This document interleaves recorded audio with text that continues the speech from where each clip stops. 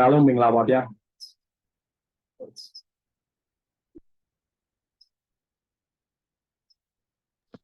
မင်္ဂလာပါဆရာ ဟုတ်မင်္ဂလာပါဆရာ ဟုတ်ကဲ့ဒီနေ့တော့နည်းနည်းဝင်လာတဲ့လူတွေနည်းနည်းနဲနေပြီလို့လေကျွန်တော်ခဏစောက်ပေးတာဖြစ်ပါတယ်ဒါပေမဲ့ကျွန်တော်တို့အခု90မိနစ်လောက်လဲကြော်ပြီဆိုတော့ဒီ seminar လေးကိုစလိုက်အောင်နော်ကျွန်တော်မှနည်းနည်းမီးပြတ်နေရောလေဟိုဟာလေးကိုကင်မရာလေးပိတ်ထားဖို့ပြပါနော်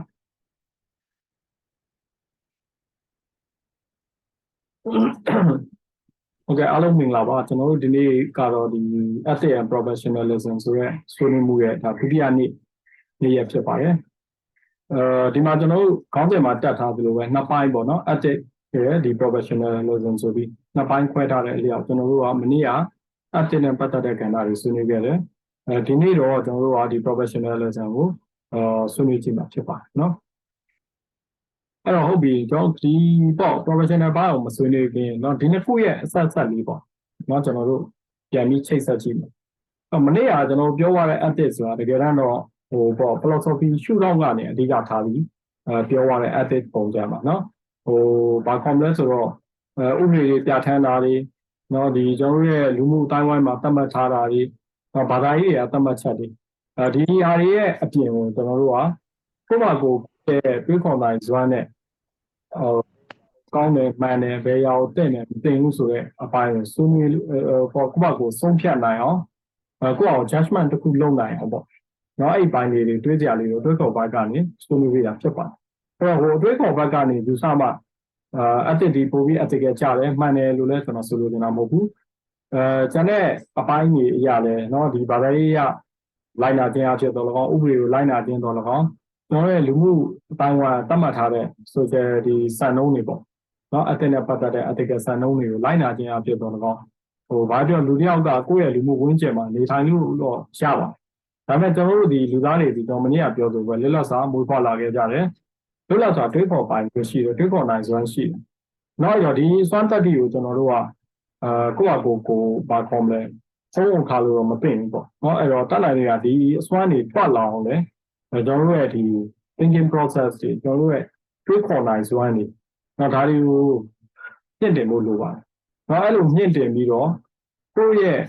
တွေးခေါ်နိုင်စွမ်းတွေကိုဒီ ethical ကိုစံနှုန်းတွေကိုပေါ့နော်တွေးခေါ်မှုနီလန်အဖြစ်ကြိုးကြောင်းကြ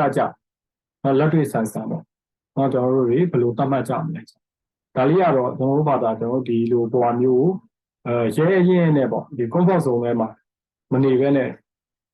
တော့တကယ်ဒါတကယ်လူမှုဘဝကိုပေါ့တတိရှိရင်ဆိုင်ပြီးတော့နေထိုင်တယ် lively ပေါ့အသက်ရှင်ပြီးတော့တကယ်ကို lively ကြနေထိုင်မယ်ဆိုရင်တော့ဒီတွေးခေါ်မှုတရပြီးမဖြစ်မနေကိုသုံးပါမှာဖြစ်တယ်ကျန်တဲ့ကျွန်တော်တို့ဒီဘာသာရေးတွေဥပဒေတွေလူမှုတိုင်းဝိုင်းတွေပြဋ္ဌာန်းချက်တွေကတော့ကျွန်တော်တို့ကလိုက်နာလို့ရုံပဲဖြစ်တယ်ကျွန်တော်တို့ဘာမှအဲ့ဒီဟာတွေအတွက်ပြဋ္ဌာန်းမှုအတွက်တာဝန်မရှိသလိုကျွန်တော်တို့ကဒီကိုယ့်ရဲ့တွေးခေါ်မှုလည်းဘာမှသုံးနေစရာမလိုဘူးပေါ့နော်သူ့ဘာသူလိုက်နာရုံပဲဒါပေမဲ့လူရဲ့သဘောကဒီလူနဲ့နေလို့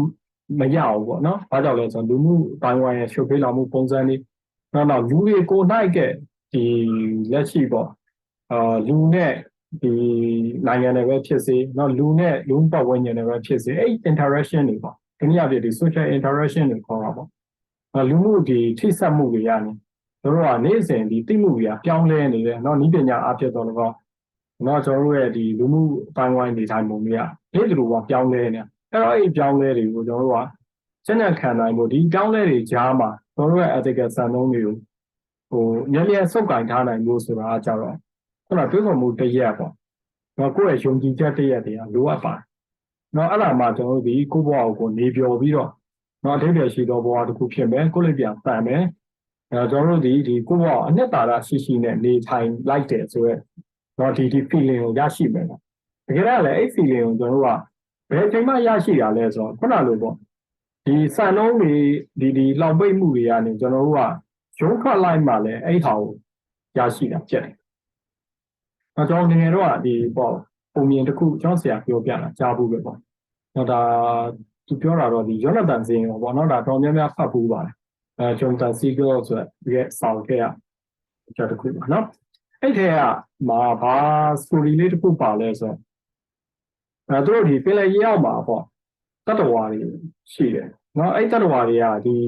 ီဘာခေါ်မလဲရေအောက်တတ္တဝါတွေကဒီကြောက်တုံးတောက်ခဲတောက်ဆိုင်ခဲတွေမှာသူကတွဲကပ်ပြီးတော့ပြီးခိုပြီးနေထိုင်တာပေါ့အဲ့လိုနေထိုင်တဲ့အခါမှာသူတို့အကုန်လုံးဒီမွေးကလေးကဒီကြောက်တုံးကြီးကိုပဲသူတို့ကကပ်ပြီးကျွန်တော်တို့ကနေထိုင်ကြနော်အဲ့တော့သူတို့ကလည်းအဲ့လိုကပ်ပြီးနေပြီးကြီးလာတယ်နောက်ဒီသတ္တဝါလေးတွေထပ်ပေါက်သွားရင်သူတို့လည်းအဲ့လိုပဲကြောက်တုံးကြီးမှာတွဲကပ်ပြီးနေထိုင်နောက်ဒါတချို့ဟိုရေအောက်မှာဟိုပေါ့ diving တွေပါထိုးတဲ့လူတွေတို့နော်ဒီရေအောက်ဟာ discovery ကိုပေါ့ကြည့်ဖို့မြင်တာပါတယ်နော်အဲ့လိုသတ္တဝါတွေရှိတယ်နော်ကြောက်တုံးကြီးမှာပဲတော်တော်လုံးတွဲကပ်ပြီးတော့အဲ့လိုနေသူတို့မတွေးမိရဒီကြောက်တုံးကြီးကသူတို့ခွာပြီးတော့ပေါ့နော်နေလိုက်ရင်ဘာဖြစ်မလဲဆိုတာသူတို့ဘာမှမတွေးမိနော်ဒါမဲ့သူတို့ထဲမှာတော့အစစ်အသက်ကတော့အဲ့ဒါကိုဟိုပြောခဲ့တဲ့ဆိုရိုးတော့ရှိနေပြန်ဒီကြောက်တုံးကိုသူကဖယ်ခွာပြီးတော့ဟိုဟာဖြစ်လာရင်ပေါ့နော်ဒီဘာခေါ်မလဲအရန်ကိုတောက်ပပြီးတော့အရန်ကိုလှပတဲ့ဒီသတ္တဝါအသွင်ပြင်းပေါ့ကျွန်တော်ဒီမှာလို့ဆိုရင်တော့ဒီနတ်တကြားတွေကဲ့သို့ပေါ့ဗျာနော်အရန်ကိုအစွမ်းရှိတဲ့သတ္တဝါတူးဖြစ်သွားမယ်ဆိုတာကိုတော့သူတို့ကကြားဘူးကြားဘူးပဲသူတို့အကုန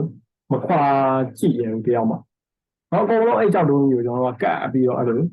နေကြတာပေါ့နေကြတဲ့အခါမှာတကောင်တော့ငါဒီဟာကိုသူကမွေးတွေကစဉ်းစားတာပေါ့မွေးတွေကငါအဖေမေလည်းဒီတိုင်းပဲကတ်တယ်ပြေသွားကြတယ်ငါဖိုးဖွားကြီးလည်းဒီတိုင်းပဲဒီကြောက်တုံးမှာကတ်ပြီးနေတယ်ငါတော့ခွာကြည့်မယ်ဆိုတော့သူကခွာပြီးတော့နေလိုက်တယ်နေလိုက်တော့ကနူးတော်ဒါကြီးတဲ့ကိုမြုပ်သွားမယ်သဘောရှိတာပေါ့နော်ဟိုဒါမဲ့သူတို့ဒီအဲ့ရနေသူရအောင်ကူးခတ်လိုက်တဲ့အချိန်မှာသူကလုံးဝဒီသူ့ရဲ့ရေကိုနိုင်စွမ်းနေတော့ဒီရေထဲမှာရက်ဒီနိုင်စွမ်းနေတခြားရေရဲ့အလှအပဒါတွေအကုန်လုံးသူမြင်သွားတယ်မြင်သွားတဲ့အချိန်မှာငါတို့ငကိုတော့ဒီကြောက်တုံးကြီးကိုတွေ့ကပ်ပြီးနော်ဒီကြောက်တုံးကြီးမှာပဲသူတို့ကဒါဘဝတစ်ခုလို့ထင်ခဲ့တာကြီးကဒါပြည့်စုံမှုမရှိပါလားနော်ဒီဟာကြီးကတကယ်ကိုဘာမှအချင်းကြီးဖြစ်တဲ့ဘဝကြီးပါလားဆိုတော့သူမြင်သွားပြီနော်သူတရားကိုစုပ်ခွာလိုက်ခြင်းအဖြစ်နော်သူရရှိလာတဲ့သူ့ရဲ့ခန္ဓာကိုယ်ရဲ့ဒီတောက်ပမှုတွေနော်ဟိုအတောင်ခတ်တွေဒါတွေကအရင်ဟိုပေါ့နှစ်လိုပွဲရနဲ့လှပပွဲရဒါမျိုးတွေဖြစ်မဖြစ်တော့အဲ့ဟာကိုသူကလိုက်ပြီးဘေးနားမှာကတ်တဲ့လူကြီးပြောတယ်မင်းတို့ရဲခွာလိုက်ကြခွာလိုက်ကြငါတို့ဒီမှာစတဲ့ဟာဖြစ်မယ်ကိုအောင်ကိုဝါတွေဘယ်လိုတောက်ပဝမယ်ဆိုဒါပေမဲ့အကုန်လုံးကအဲ့လူကိုနဖျားကဲ့သို့ပဲသူကရှစ်ခိုးပြီးတော့အဲ့ကြောက်တုံးမှာပဲဆက်ပြီးတော့တွေ့ကပ်ပြီးနေဒါသူကတော့နဖျားပေါ့ဒါဟိုမှန်တယ်ပေါ့လေဒီဟာမျိုးတွေ့ကပ်ရင်ဒါမျိုးဖြစ်နိုင်တယ်ဆိုမှဒါပေမဲ့ဘယ်သူမှတော့ဒီကြောက်တုံးကိုဆက်ပြီးတော့မစွန့်ခွာကြဘူးနောက်တော့ကျွန်တော်ဒီပြောချင်တဲ့ story လေးရဲ့အတိတ်ပြောတော့အားလုံးလည်းကြိတ်စားမိမယ်ထင်ပါတယ်နော်ကျွန်တော်လူသားတွေလည်းဘာထူးလို့လဲပေါ့နော်ဒီကဘာလောကကြီးမှာနော်ဒီကဘာဆိုဟာကိုကြောက်တုံးကြီးတစ်လုံးလို့မြင်ကြည့်လိုက်တို့အဲ့ကြောက်တုံးကြီးပါပဲကျွန်တော်လည်းတွေ့ကပ်ပြီးတော့ကျွန်တော်မြင်ကြတာနော်နေပြီးတော့အဲ့ကြောက်တုံးကြီးထားပဲတွေ့ကပ်ပြီးနော်လင်းတောင်းမွေးတဲ့ကလေးတွေရဒီလိုပဲကြီးပြီးတော့အခုဒီကြောက်တုံးကြီးပါပဲတွေ့ကပ်ပြီးလူလုံးပြန်ဖြစ်ပြီးတော့ပြေဆုံးသွားကြတာပဲပေါ့နော်အဲ့တော့ဒီကနေစွန့်ခွာလိုက်တယ်ဆိုတဲ့ဟာပဲကျွန်တော်အနေနဲ့ကတော့ဟိုဘာခေါ်မလဲတိတ်တိုင်တိုးတက်မှုတွေနဲ့ကျွန်တော်ဒီကဘာကြီးကနေစွန့်ခွာနိုင်သွားတယ်အဲအကြောင်းဟိုတော့ကဘာအပြားကြီးကနေကျွန်တော်အပြားကြီးမဟုတ်ဘူးအလုံးဖြစ်တယ်နောက်ဟိုတော့နေရကျွန်တော်တို့ပြန်လှည့်ပတ်တယ်လို့ထင်တယ်နောက်ပိုင်းမှာမဟုတ်ဘူးကျွန်တော်တို့ကနေကိုလှည့်ပတ်တယ်လို့မြင်တယ်နောက်စတဲ့အရာတွေကတော့တိုးတက်မှုတွေအများကြီးရှိလာတယ်လကဘာကိုခြေချနိုင်တယ်ကိုအင်္ဂါဂျိုထိသွားဖို့ဒါတွေလုပ်နိုင်တယ်ပေါ့နော်အဲ့တော့ဒါတွေကတော့ physical အားဖြင့်နည်းပညာတွေအားဖြင့်ရုပ်ပိုင်းဆိုင်ရာတိုးတက်မှုတွေအားဖြင့်ကျွန်တော်တို့ကဟိုလောက်ခံခဲ့တဲ့ဟာတွေဖြစ်တယ်ဒါဒီဟာတွေကိုစလောက်ကင်ပြီးဖို့ဆိုတာလေကျွန်တော်တို့ရဲ့ဒီ philosophy ပေါ့နော်ဒီတွေးခေါ်မှုမှာသူစပြီးပြုပြင်ခဲ့လို့နေတော့သူလည်းပြောခဲ့တဲ့ကဘာကြီးကအပြာကြီးတိုင်းပဲကျွန်တော်တို့တောက်လျှောက်ပေါ့ဒီသိမှုကြီးနဲ့ပဲကျွန်တော်နေထိုင်ခဲ့မယ်ဆိုရင်ဘယ်တော့မှအခုဒီတိုးတက်မှုတွေအဆုံးဖြစ်လာမှာမဟုတ်ဘူး။တော့အဲ့တော့ဒီရုပ်ပိုင်းဆိုင်ရာဒီတိုးတက်မှုတွေဆိုရရဲ့ကနဦးမှာကျွန်တော်တို့ရဲ့ဒီတွေးခေါ်မှုပိုင်းဆိုင်ရာတိုးတက်မှုကအမှန်ဟိုပေါ့အခက်အကျတယ်ရှေ့လဲကြပါတယ်။ဘာလို့ဒီတွေးခေါ်မှုပိုင်းဆိုင်ရာတိုးတက်မှုနဲ့တော့ဥမဆောင်ထားပဲနဲ့ဒီရုပ်ပိုင်းဆိုင်ရာသူကဟိုဘယ်လိုမှတိုးတက်နိုင်လို့ဆိုတာမလွယ်ဘူး။ဘာလို့တွေးခေါ်ကိုကျွန်တော်တို့ကဘေးတွေးခေါ်နိုင်လို့လိုပါတယ်။ကျွန်တော်ရဲ့ဒီကဘာကြီးကလည်းကျွန်တော်တို့အတွေးခေါ်တွေပြောင်းလဲဖြစ်ဖို့အများအားဖြင့် changes တွေကကျွန်တော်ရှိရောက်လာ။တော့ရောက်ပြီမဲ့ကျွန်တော်တို့ကတတ်နိုင်နေမြအဲ့ဒါကြီးကိုဟိုကျွန်တော်တို့ရဲ့အစွဲဟောင်းနေเนาะဒီအမြင်ဟောင်းနေနဲ့ကျွန်တော်တို့ကစုပ်ကိုင်ပြီးတော့အဲ့ထဲမှာပဲနေတဲ့အတွက်တော့ကျွန်တော်ရှိပါဒီရုပ်ပိုင်းဆိုင်ရာမတိုးတက်မှုရဲ့ နောက်ွယ်မှာဟိုဒီစိတ်ပိုင်းဆိုင်ရာပေါ့တွေးခေါ်မျှော်မြင်မှုအပိုင်းတွေမှာဟိုဒီဟိုတိုးတက်မှုတွေကအများနဲ့အားနည်းသွားတာတွေ့ရှိရပါတော့။အဲကြောင့်ဒီလက်ရှိကျွန်တော်ဒီခုလက်ရှိခေတ်မှာရုပ်ပိုင်းကျွန်တော်အများကြီးမတိုးတက်ရင်တော့မှကျွန်တော်ဒီစိတ်ပိုင်းတွေကိုတိုးတက်အောင်ကျွန်တော်ပြုပြင်ပြောင်းလဲလို့ရပါ။ကျွန်တော်ရဲ့တွေးခေါ်မှုကျွန်တော်အရေးစွန်ပြီးရဲတွေးနိုင်တဲ့တွေးခေါ်တရက်ပေါ့။ဒါမျိုးကိုကျွန်တော်ဟိုထူထောင်မှုလိုတယ်ပေါ့။အဲ့တော့ခုလက်ရှိဒီဘက်ဖြစ်လူငယ်တွေဆိုတာလည်းနည်းပညာရဲ့ကိုကြီးနဲ့ကလေးခက်ငယ်ငယ်တွေကအသိတရားတွေများစွာဒီ internet တွေYouTube တွေ Google တွေကနေရရှိတဲ့အတွက်ဟိုကျွန်တော်တို့ငယ်ငယ်တော့တွေးခေါ်တယ်လို့တော့တရားတွေတွေးခေါ်မှုတွေကတိတ်မရှိတော့ဘူးပေါ့။အရန်ကို flexible ဖြစ်လာကြပြီအရန်ကိုဒီတွင်းလင်းမြင်တာလာကြပြီပေါ့နော်။အဲ့နောက်ကိုကျွန်တော်တို့တွေကပြောရကြက်ကြံငယ်ဖို့အရေးကြီးတာပေါ့နော်။ကျွန်တော်ကြက်ကြံခဲ့ပြီဆိုရင်တော့ဟိုကျွန်တော်တို့ကဘာခေါ်မလဲဒီခက်မမီတော့တဲ့လူသားတွေတော့ဖြစ်ကုန်ပါတော့။နောက်ရုပ်ပိုင်းဆိုင်ရာတွေကိုခက်မမီတာထားအောင်ပေါ့နော်။ကျွန်တော်စိတ်ပိုင်းဆိုင်ရာနဲ့ဒီတွေးခေါ်မှုမှာတော့ကျွန်တော်ရဲ့ ethical stand တွေကဒီရှိနေအောင်ပါဖြစ်တယ်။တော့အဲ့ဒါကိုယ်အတွေ့ခေါ်တော့ကိုတိဆောက်ထားမှသာလျှင်တော့ဒီကောင်ခိုင်ခိုင်မာမာကျွန်တော်တိဆောက်လို့ရမှာဖြစ်တယ်။အဲ့တော့ဒီမနေ့ကတော့ကျွန်တော်အဲ့တွေးခေါ်မှုအပိုင်းဆိုင်ရာနဲ့เนาะဒီ ethic ကျွန်တော်ဘယ်လိုပုံစံဘယ်အရာတွေဒီမှန်တယ်ကောင်းတယ်သင့်တယ်မသင့်ဘူးเนาะဒါတွေကိုကျွန်တော်တို့ဟိုတွေးခေါ်လို့ရအောင်ပေါ့เนาะရှေ့အစဉ်ဆက်ကတွေးခေါ်ခဲ့တဲ့ပုံစံလေးတွေเนาะ framework လေးတွေကိုကျွန်တော်ဆွေးနွေးခဲ့တာဖြစ်တယ်အခုအဲ့ဒီတွေးခေါ်မှုတွေကိုကျွန်တော်ပြန်အသုံးချပြီးကျွန်တော်ရဲ့နေ့ကလေးက professional life ဒါကတော့ကျွန်တော်တို့ဒီခုန ethic ကတော့ personal life ကို professional life ကိုနှစ်ခုလုံးမှာတော့အသုံးဝင်တယ်တိုးတော့ဒီနေ့ပြောမယ် professional lesson မှာကြတော့သူက professional life မှာပဲကျွန်တော်ဘယ်လိုအသုံးချမယ်ဆိုတဲ့အပိုင်းပေါ့ဒီအပိုင်းလေးတွေကိုကျွန်တော်ဟိုဒီနေ့ဆွေးနွေးမှာဖြစ်ပါတယ်เนาะအဲ့တော့ professionalism ဆိုတာဘာလဲပေါ့နောက်တော့ဒီကောင်ကမြန်မာဝါဒနဲ့ဖလှယ်ဖို့ကတော့နည်းနည်းလေးအခက်အခဲရှိတယ်ပေါ့နော်ဟိုမှာကျွမ်းကျင်ပညာရှင်တို့နော်ဟိုဘာအရေးကျွမ်းကျင်သူတို့ဘာလို့စသည်ဖြစ်ပေါ့အဲ့လိုနေနေလဲတက်လေးရှိသလိုနော်သူကပညာရှင်အနေနဲ့လည်းတချို့ကတက်တယ်ဟာဒါဟိုဆရာကြီးထွန်းလွင်တို့ဆိုတာမိုးလေဝသနဲ့ဇလဗေဒဒီပညာရှင်ပေါ့အဲ့ဒါမျိုးတွေပေါ့နောက်တခြားသောဒီဘာ comment ဒါတန်တုံးလို့ပါဆိုရင်လည်းကျွန်တော်ဒီတမိုင်းပညာရှင်ဒါမျိုးသတ်မှတ်တာပေါ့ဘာကြောင့်သူတို့တွေတော့ပညာရှင်ဖြစ်တတ်မှတ်ကြလဲ။ဒါမျိုးဘဝရာနဲ့ပဲချင်းကပ်ကြည့်။နော်သူတို့အလုပ်ကိုသူတို့ကျွမ်းကျင်နိုင်နေလုပ်တယ်လို့နော်သူတို့အလုပ်ပေါ်မှာလည်းသူအတကယ်ကြတယ်။နောက်သူတို့ရဲ့အလုပ်တွေရဲ့ကျွန်တော်တို့ရဲ့ဒီလူမှုတိုင်းဝိုင်းကိုအများကြီး contribution တွေပေးခဲ့တယ်ပေါ့။နော်သူတို့ကဟိုပတ်သက်ရလို့ဒီလုပ်နေရမျိုးလည်းမဟုတ်ဘူး။ဒီလုပ်ပေါ်မှာသူတို့ရဲ့မျက်နှိုးစိတ်ပေါ့။နော်ဒီလုပ်ကိုချစ်မြတ်လို့ရဲ့စိတ်။နော်ဒီ passion သဘောတရားပါတယ်။နောက်သူတို့ရဲ့အလုပ်ကအသီးပွင့်တွေကိုလည်းကျွန်တော် society ပေါ့ဒီမှုတိုင်းဝိုင်းကရရှိခဲ့။နောက်အဲ့လိုဟာမျိုးစွမ်းဆောင်နိုင်တဲ့ဒီ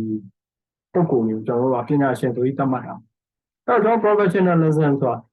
တော့အဲ့ဒီပညာရှင်တွေရဲ့အပြုအမူတွေတော့အလေးအထားတွေတော့သူတို့ရဲ့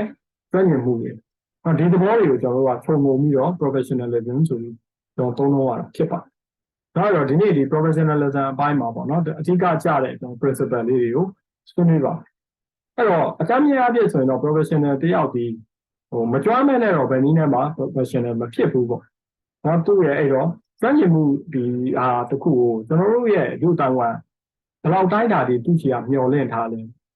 နော်အဲ့မျှော်လင့်မှုပေါ့နော်အဲ့မျှော်လင့်ထားတဲ့သူ့ရဲ့ကျွမ်းကျင်မှုတွေနော်သူ့ရဲ့ဒီ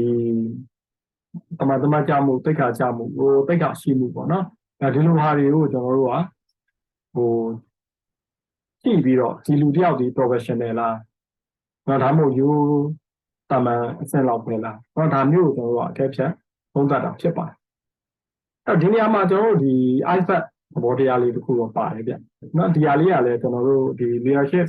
သင်တန်းတွေတက်ရတော့ဒီကျွန်တော်တို့ကိုကြီးမှာတော့ပါပေါ့နော်leadership သင်တန်းမှာဒီ story လေးတစ်ခုကိုလည်းသူကပြောပြတယ်ကျွန်တော် trainer တွေကပေါ့နော်ဒါ iPad theory ကတော့လူတိုင်းအကုန်သိပါတယ်เนาะ iPad ကြီးတစ်ခုမှာဆိုတော့သူကမြုပ်နေတဲ့အပိုင်းအများကြီးเนาะပေါ်နေတဲ့အပိုင်းကိုပဲလူကမြင်တာပေါ့เนาะ80-20ပြောရလဲ theory တွေပါညာပေါ်ထုတ်ကြတယ်အဲ့တော့ပေါ် 20% လောက်ကိုပဲလူတွေဒီမြင်ကြတယ်ပေါ့เนาะရောကျန်တဲ့အပိုင်းကြီး 80% ဒီသူ့ရဲ့တကယ်ဟာပေါ့เนาะအဲ့တော့ကျွန်တော်တို့တွေဒီ professional တွေပဲဖြစ်စေလူတူးတယောက်ကိုပဲဖြစ်စေเนาะတော့လုပ်ငန်းအတွင်းမှာပဲဖြစ်စေဒီ public မှာပဲဖြစ်စေတော့ရှုမြင်တဲ့ပုံစံ အဲ့ခုနအပေါ်မှာပေါ်နေတဲ့အပိုင်းကိုပဲကျွန်တော်ရှုမြင်မှာဖြစ်တယ်နော်အဲ့မှာကျွန်တော်ကဒီ professional life နဲ့ဒီ personal life ရဲ့ဒါချက်တော့လည်းနည်းတော့သိရအောင်နောက်ဟိုကျွန်တော်ကလူပြကို profession တို့ခေါင်းဆောင်တို့ဘာလို့ဒါမျိုးယူဆလိုက်တော့ဘလို့ expectation မျိုးတွားထားလဲဆိုတော့ဟာဒီလူကတကယ်ကို everything မှာတက်ရမယ်တော်ရမယ်ဒီလူကအကုန်သိနေရမယ်နော်ဒီလူကသိနိုင်ရမယ်အဲ့လိုကြီးပေါ့ over expected တွေအရန်ဖြစ်ကြတယ်နော်အကျဉ်းပြောတီလာအပြင်ဆိုရင်ဒီလူက 100% ကိုတကယ်ကိုဘာမှဟိုပေါ့ချိုးဖောက်မှုမရှိအောင်ကောင်းနေရမယ်ဆိုရင်ထင်တယ်ပေါ့အဲ့တော့မှအဲ့လိုပြုံးလင်းချက်ကြီးနဲ့ဒီ professional တွေကိုသုံးသပ်တယ်ပေါ့တော့သုံးသပ်လိုက်တဲ့အခါကျဘာတွေဖြစ်လာလဲနော်ကျွန်တော်ကဒီ iPad ကြီးတစ်ခုလုံးကျွန်တော်ကဒီ format စိတ်ပိုင်းလောက်ကိုပဲမြင်ပြီးတော့သူ့ရဲ့အောက်ကမြုပ်နေတဲ့စိတ်ပိုင်းတစ်ခုလုံးကဒီလိုဖြစ်မယ်ဆိုရင်သုံးသပ်ဟောနော်အမိုင်းသုံးသပ်ချက်ကကျွန်တော်ထင်တော့ဟို professional အတွက်တော်တော်ကောင်းတော့ကျွန်တော်ရဲ့တွေးခေါ်ပုံရတော့တော့အဲမဖြစ်ဘူးလို့ထင်တော့တော့လက်ခံထားကြည့်ရမှာလူဆိုတာကသူကမှားပြုတ်နိုင်တဲ့သတ္တဝါတွေပဲနော်အဲ့ကြောင့်ဟိုသဘောမျိုးရှိပါတယ် to R is human being ဆိုတော့ဘာလို့သိထားတာ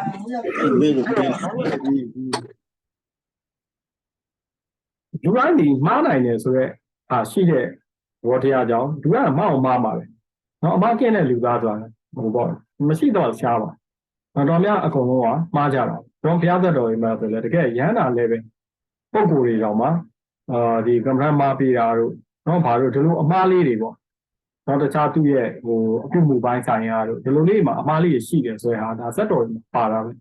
နော်ဒါဇက်တော်တွေကိုခဏနေထားလိုက်ရင်ဒါလူတိုင်းကဒီအမှားကျူးလွန်နိုင်တယ်ဆိုတဲ့သဘောလေးကိုတော့ကျွန်တော်ကလက်ခံထားပြီးဖို့လိုပါတယ်နော်အဲကြောင့်ကျွန်တော်တို့ကဘယ်လိုမှ 100% ပေါ့ဘာပြီးဟိုယူဆလို့မရပါဘူးเนาะဒီဟိုဘာကောမလဲကျွန်တော်ဒီ digital မှာသုံးလို့ပေါ့0နဲ့1ပေါ့အဖြူမဖြူမဲရမယ်ဆိုတော့ thinking မျိုးပေါ့အဲ့ဒါဟိုကကျွန်တော်တို့ရဲ့ misconception ခေါ်တာပေါ့မှားရနေတဲ့တွေးခေါ်မှုတရဖြစ်ပါတယ်เนาะအဲ့အမှားကိုလည်းကျွန်တော်တို့ကဟိုကိုယ့်ကိုယ်နည်းနည်းပေါ့သုံးသပ်ကြည့်ဖို့လိုเนาะလူတွေကိုကျွန်တော်တို့ကဒီခုနောက်ပိုင်းပေါ်တဲ့ fuzzy logic သဘောတရားအရာပေါ့ range တစ်ခုပဲကျွန်တော်တို့ပေးလို့ရတယ်ပေါ့လုံးဝ100% မကောင်းတဲ့လူတယောက်ရှိတယ်နော်100% ကောင်းတယ်လူတွေအဲ့နှစ်ခုကြားမှာပဲလူကပြေးမှာပဲနော်ဒါ statistic သဘောတရားအရာလဲကျွန်တော် bear gap လို့ခေါ်တာပေါ့ normal distribution ပေါ့နော် normal distribution ကဒီလိုပဲသွားတယ်ခေါင်းလုံးပုံတရံလဲနော်တကယ်တော့တော်ပါတယ်ကောင်းပါတယ်ဆိုတာလဲဟိုခေါင်းလုံးရဲ့အစွန်ဖြားလေးရရှိတယ် 5% လောက်ဒီလိုပဲအရင်ညံ့ပါတယ်စိုးပါတယ်ဆိုတာလဲဟိုဒီကခေါင်းလုံးအစွန်မှာရှိတယ် 5% လောက်တော့ကျန်တဲ့ဟာဒီသူ့ရဲ့ mean ခေါ်တာပေါ့နော်အလယ်မှာပဲဒီဝင်ရတာနော်အဲ့မှာအလယ်နဲ့ဘယ်လောက်ချင်းကပ်ဝင်လဲပေါ့အဲ့ဒါမျိုးသဘောတရားဟိုတော်တော်များများကတော့ဒီနိုင်ငံအများစုကအဲ့သဘောတရားနဲ့ပဲသုံးသပ်တယ်လူတိုင်းဝိုင်းတွေလူချင်းတွေရဲ့ဆက်ဆံတဲ့ပုံစံတွေနောက်ဆုံးကျွန်တော်တို့ဒီကျောင်းတွေတို့ဘာတွေတို့အကဲဖြတ်တာအစားဒီ backup စနစ်နဲ့ပဲသွားတော့ကျွန်တော်နိုင်ငံ university ပါဆိုလည်းဒီပုံစံနဲ့ပဲချင်းကပ်တာပေါ့ဒါမှလည်းကျွန်တော်တို့ကဒီဘာခေါ်မလဲ collective behavior အရာဒီလူအဖွဲ့အစည်းတစ်ခုဒါမှမဟုတ်ဒီ organization တစ်ခုကဘယ်လောက်အထိခရီးရောက်တယ်ဆိုတာကိုကျွန်တော်ကတိပပသုံးသပ်နိုင်မှာဖြစ်တယ်။မဟုတ်ရင်ကြတော့ကျွန်တော်ကထိတ်ဆုံးဒီ900%လောက်ပဲကျွန်တော်သွားပြောပြီးတော့ထိန်ပေါ်မှာတော်ရညံ့နေတော့ပြောလို့ဒါအထိပ္ပယ်မရှိဘူး။နောက်တစ်ချို့ရှိတယ်ဟာမြန်မာတွေကမတော်တာမဟုတ်ဘူးပေါ့။နိုင်ငံထွက်တဲ့လူတွေအကုန်ကြည့်အကုန်တော်တာပဲဆိုရင်ဟာမျိုးနဲ့ဟိုကုန်တတ်ကြတယ်။တော့မိုင်းသုံးတဲ့ချက်ကမပြည့်စုံ။မပြည့်စုံ။ဘာလို့မပြည့်စုံလဲဆိုတော့ဥပမာ2ခုလောက်နဲ့ပြောပြလို့ရတယ်။နောက်တစ်ခုကခုန statistic သဘောတရားရပေါ့။နိုင်ငံခြားကိုကျွန်တော်ဘယ်လောက်များလူတွေထွက်နေလို့လဲပေါ့။ထွက်တဲ့လူတွေရဲ့မြန်မာနိုင်ငံမှာရှိတဲ့ social status တွေသူတို့ရဲ့ education level တွေဘာတွေအရာပြောရရင်ဒီခုနပြောတဲ့ backup ကအဖျားပိုင်းမှာရှိတဲ့တော်တယ်ထဲမှာပါနေတဲ့လူတွေရောက်သွားကြတာအဲ့တော့ဟိုရောက်လို့ပို့တော်တော့မဟုတ်တော်တဲ့လူတွေကဟိုရောက်သွားတဲ့သဘောရှိတာဒါတော့ကျွန်တော်ဥမာနိုင်ငံခြားမှာဆိုကျွန်တော်တို့ကိုစမောင်းတင်မောချင်းမှာကျွန်တော်လုပ်ခဲ့တော့ဥမာမြန်မာအကြောင်းတစ်ပတ်မှဆိုမြန်မာတွေအများစုရှိတာပေါ့နော်မြန်မာအယောက်340လောက်ရှိတယ်နော်အဲ့လောက်မှာဆိုရင်ကြတော့အပိုင်းဝိုင်းတစ်ခုလိုပြန်ဖြစ်ပြီးတော့မြန်မာလူပဲပြန်ဖြစ်ပြန်အောင်နော်အမှမတူတော့ပြန်သိလားနောက်ကျွန်တော်တို့ဒီမြန်မာဈေးခေါ်တဲ့ Peninsula ပေါ့နော်အမှမြန်မာဂုံထိုက်ပေါ့ဗျာ မြို့လေကောင်မှာရှိတာ City Hall မှာအဲ့မှာတွားလိုက်မယ်ဆိုလဲเนาะဒီစေလို့ဆိုတာတနိုင်ငံလုံးဟိုဘယ်နာမှဟိုဥစားဒီအမိုက်ချတာတို့เนาะအမိုက်ဒီ pickler set ပြစ်တာတို့ဒါမျိုးတွေဟိုမမြင်ရလေးမရှိဘူးပေါ့ဗျာဒါအဲ့နေရာမှာဆိုရင်တော့ဓမ္မဆန်ဆန်ပဲအကောင်အဲ့နာမှာကျမ်းမြေပေါ်မှာအဲ့လိုပဲခင်းချပြီးတော့ပေါက်စားနေမြန်မာတွေရှိတာပဲ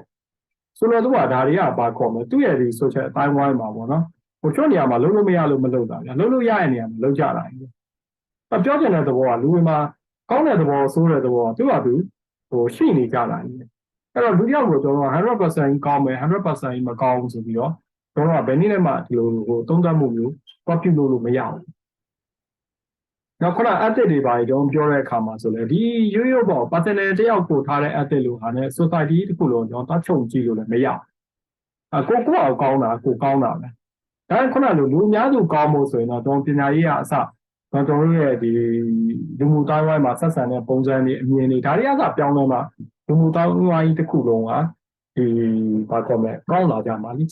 အဲ့လိုမဟုတ်ဘဲနဲ့ဟာကိုအောင်ကောင်းအောင်တော့ဒါလူတိုင်းမကောင်းအောင်လောက်ဆိုပြီးတော့ကျွန်တော်ကပြစ်တယ်လို့မသိပြန်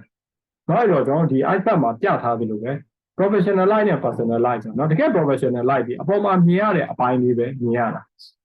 အခုဟိုဒီ seminar ကိုတက်တဲ့ပုံကိုယ်တွေပဲကျွန်တော်မြင်ရတာဒီခုဒီဟမ်မျိုးတော်ဆိုတဲ့ပုံကိုယ်တယောက်ဒီ ethics and professionalism lecture ကိုပြောပြနေတယ်ဆိုတော့ပေါင်လေးတစ်ခုကနေပဲမြင်ရတယ်ဆိုတော့ကျွန်တော်ရဲ့ channel နဲ့မိသားစုဆိုင်ရာပြဿနာတွေနောက်တစ်ခါဟိုကျွန်တော်မကောင်းတဲ့အမှုချင်းတွေ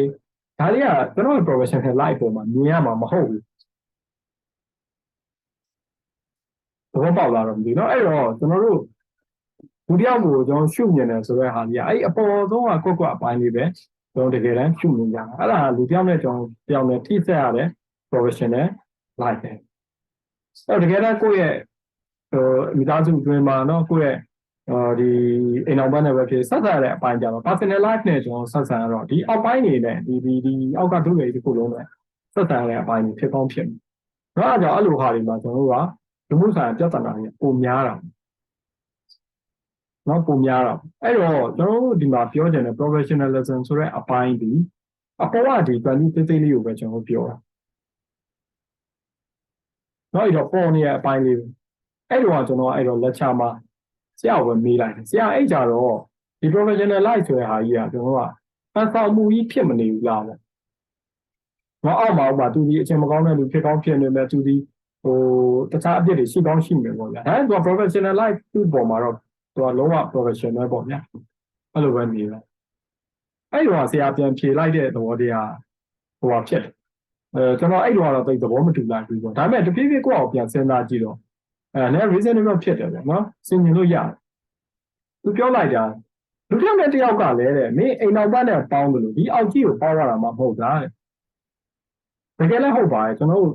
ပမာတငယ်ချင်းတွေနဲ့ပေါင်းတော့ကလေးတော့ကတော့ဟိုတနေကုန်ပေါ့ဒီတငယ်ချင်းနဲ့အတူဆော့သွားလာနေထိုင်ဆိုရင်တော့ဟုတ်တာပေါ့ဒါတပြင်းလုံးနဲ့ဒီအောက်ကအပိုင်းနဲ့ပေါင်းတာဒါကျွန်တော်တို့ခု business သဘောတရားအရပေါင်းကြဆိုကြသိကြတဲ့အပိုင်းတွေတော့ဘာတွေမှာကျွန်တော်ဒီအပေါ်ရန်ဒီပုံနေအပိုင်းလောက်နဲ့ပဲကျွန်တော်တို့ပေါင်းရတာဖြစ်တယ်။နောက်တော့အောက်ကဒီကောင်နဲ့ဟိုပေါင်းဖို့လည်းဟိုတောင်းမရှိပါဘူးလိုလည်းမလိုပါဘူး။လူရတချို့ကဟာလုံးဝဟိုတော်တော်များပေါင်းနိုင်ရင်တော့ကောင်းတာပေါ့ဗျာ။ဟိုဒါကြောင့်မကောင်းလို့လည်းမဆိုလို့ပါ။ဒါနဲ့ကျွန်တော်အပေါ်ဒီ20ထဲမှာတော့လုံးဝဟို professional ကြလေးကျွန်တော်ဘာကြောင့်မနေထိုင်တဲ့ဘာကြောင့်မနေထိုင်နိုင်ရမှာလဲပဲဆရာပြောရတဲ့ရှုတော့ကသူကအဲ့ဒါလေးကိုပြောတာအဲ့တော့ဟုတ်ပြီကျွန်တော်ဒီအပေါ်ကကွက်လေးပေါ်နေတဲ့အပိုင်းပါပဲတောင်းရတဲ့ဟာမှာတော့ professional က 100% ကြောက်ကြတော့နောက်တော့အခုဒီနေ့ကျွန်တော်ဒီ lecture ဟိုဆွေးနွေးတဲ့အပိုင်းပါဆိုရင်ဒါဒီကဆရာမတွေနဲ့ကျွန်တော်နဲ့ထိစပ်တဲ့အပိုင်းပါဒီဘက်ကပို့ချလူဟိုကထားကိုလာအောင်နားထောင်တယ်အဲ့ဒီခုအပိုင်းမှာကျွန်တော် professionalism ကိုကျွန်တော်တော့ 100% ကျွန်တော်ဟိုရှိထားပေးရမှာเนาะရှိထားပေးဖို့လိုအပ်တာဒါမှလည်းဒီဘက်ကအချိန်ပေးပြီးတော့တက်အောင်နားထောင်ရတဲ့ပုံကိုယ်တွေဘက်ကအသင်ပြေမှာဖြစ်တယ်။ဘာလို့လဲသူတို့အချိန်ကြီးအလားတက်ဖြုံးပြီးလိုက်တယ်လို့ဖြစ်သွားတယ်။ကျွန်တော်ဒီအောက်က80%တွေကရဆရာမတွေနဲ့မဆိုင်ဘူးเนาะအဲ့80% တွေကလည်းကျွန်တော်ဒီ20% တွေရောက်မလာဘူးကအရေးကြီးတာ နော်အဲ့လိုသွားရောက်လာရင်ကြောင့်ဘာဖြစ်သွားလဲဆိုတော့ तू က professional life နဲ့ personal life သွားရှုပ်ထွေးသွားတဲ့အချိန်မှာဘာခေါ်လဲဆိုတော့ကျွန်တော်တို့ဒီ professional မဆန်တဲ့အပိုင်းတွေဖြစ်ကုန်နော်အဲ့ကြောင့်ကျွန်တော် professional life ဒီလုံးဝ professional ဆန်ပဲကျွန်တော်ကနေထိုင်ပြုမှုရှင်းကြရမယ်ဘာဖြစ်တယ်ကိုယ့်ရဲ့ personal life ကတော့ကိုယ့်အောင်ကိုတွေးခေါ်တဲ့ကိုနေလေးနော်ကိုယ်ယုံကြည်မှုနဲ့ကိုဘယ်လိုရှိပေါ့နော်အဲ့ professional life ထဲမှာ personal life ကိုတွားပြီးမရောထွေးမှုပြီးကြီးတယ်လူကတော့လည်းဒီ professional life နဲ့ဆက်ဆံရတဲ့အပိုင်းမှာသူ့ရဲ့ personal life ရဲ့သတိတွေပါမြင်သိတိုင်အောင်တော့အဲ့ဒါကိုကျွန်တော် professional life ပေါ်မှာတွားပြီးဆွတ်ဖတ်ဖို့မသင့်လမ်းထိပ်ကဦးလေးကြီးကတော့သူကသဘောမကောင်းလို့ဆိုပြီးတော့သူ့ဆိုင်ရဒါနဲ့ရောင်းတဲ့မွေးငါကောင်းအဲ့လိုပေါက်ဆိုးလို့ဆိုရင်ကျွန်တော်ကမွေးငါအောင်အားမပေးဘူးဆိုဒါမျိုးမဖြစ်သင့်ဘူးပေါ့နော်ဟိုဒါသူ့ဆိုင်ကြွားထိုင်စားတဲ့အချိန်မှာ तू ကပြေတော့နဲ့ရှောက်ပြောနေအောင်နားမခံတာရင်တော့တစ်မျိုးပေါ့တို့တော့ तू ကကိုကသူ့ဆိုင်ရမွေးငါကိုကလေးတယောက်ကိုပဲကိုရကလေးတယောက်တော့ဝယ်ခိုင်းပြီးပဲစားတဲ့ဟာမျိုးအရသာလည်းကောင်းတဲ့ဟာမျိုးပါတော့ခုနလိုဒီ professional သူ့ရဲ့ professional ကြမှုပေါ်မှာကျွန်တော်သူ့ရဲ့ personal တော့တွားပြီးချုပ်ပေးလို့မရဘူးဒါမရတဲ့အပိုင်းဒါမဲ့တို့တော့လေတို့ကိစ္စကြတော့လေမဖြစ်မနေအဲ့လိုတွားရောထွက်တဲ့အချိန်မှာအများကလက်မခံနိုင်တဲ့အပိုင်းလည်းရှိပြန်ဥပမာဆရာတယောက်ကဆိုပါလို့ဆရာတယောက်ကသူ့အတန်းကိုလာတတ်တဲ့ဒီတပတ် main ကလေးတွေရှိတယ်နော်အဲ့ဒါနဲ့ပေါက်ပြန်ဖြစ်တဲ့ဟာမျိုးကကြတော့ဒါသူတို့ personal ကိစ္စလေးဆိုပြီးသူကပြောလို့မရတော့ဘာလို့လဲဆိုတော့သူ့ရဲ့ဒီပြုမှုဒီသူ့ဒီ professional အပေါ်ကနေသူကဖြစ်ပြတဲ့ကိစ္စဖြစ်ဒါမှမဟုတ်သူ့ဘာသူအဲ့ professional ပေါ်ကနေဖြစ်ပြတာမဟုတ်သူတခြားမှာဆိုရင်တော့ဒါ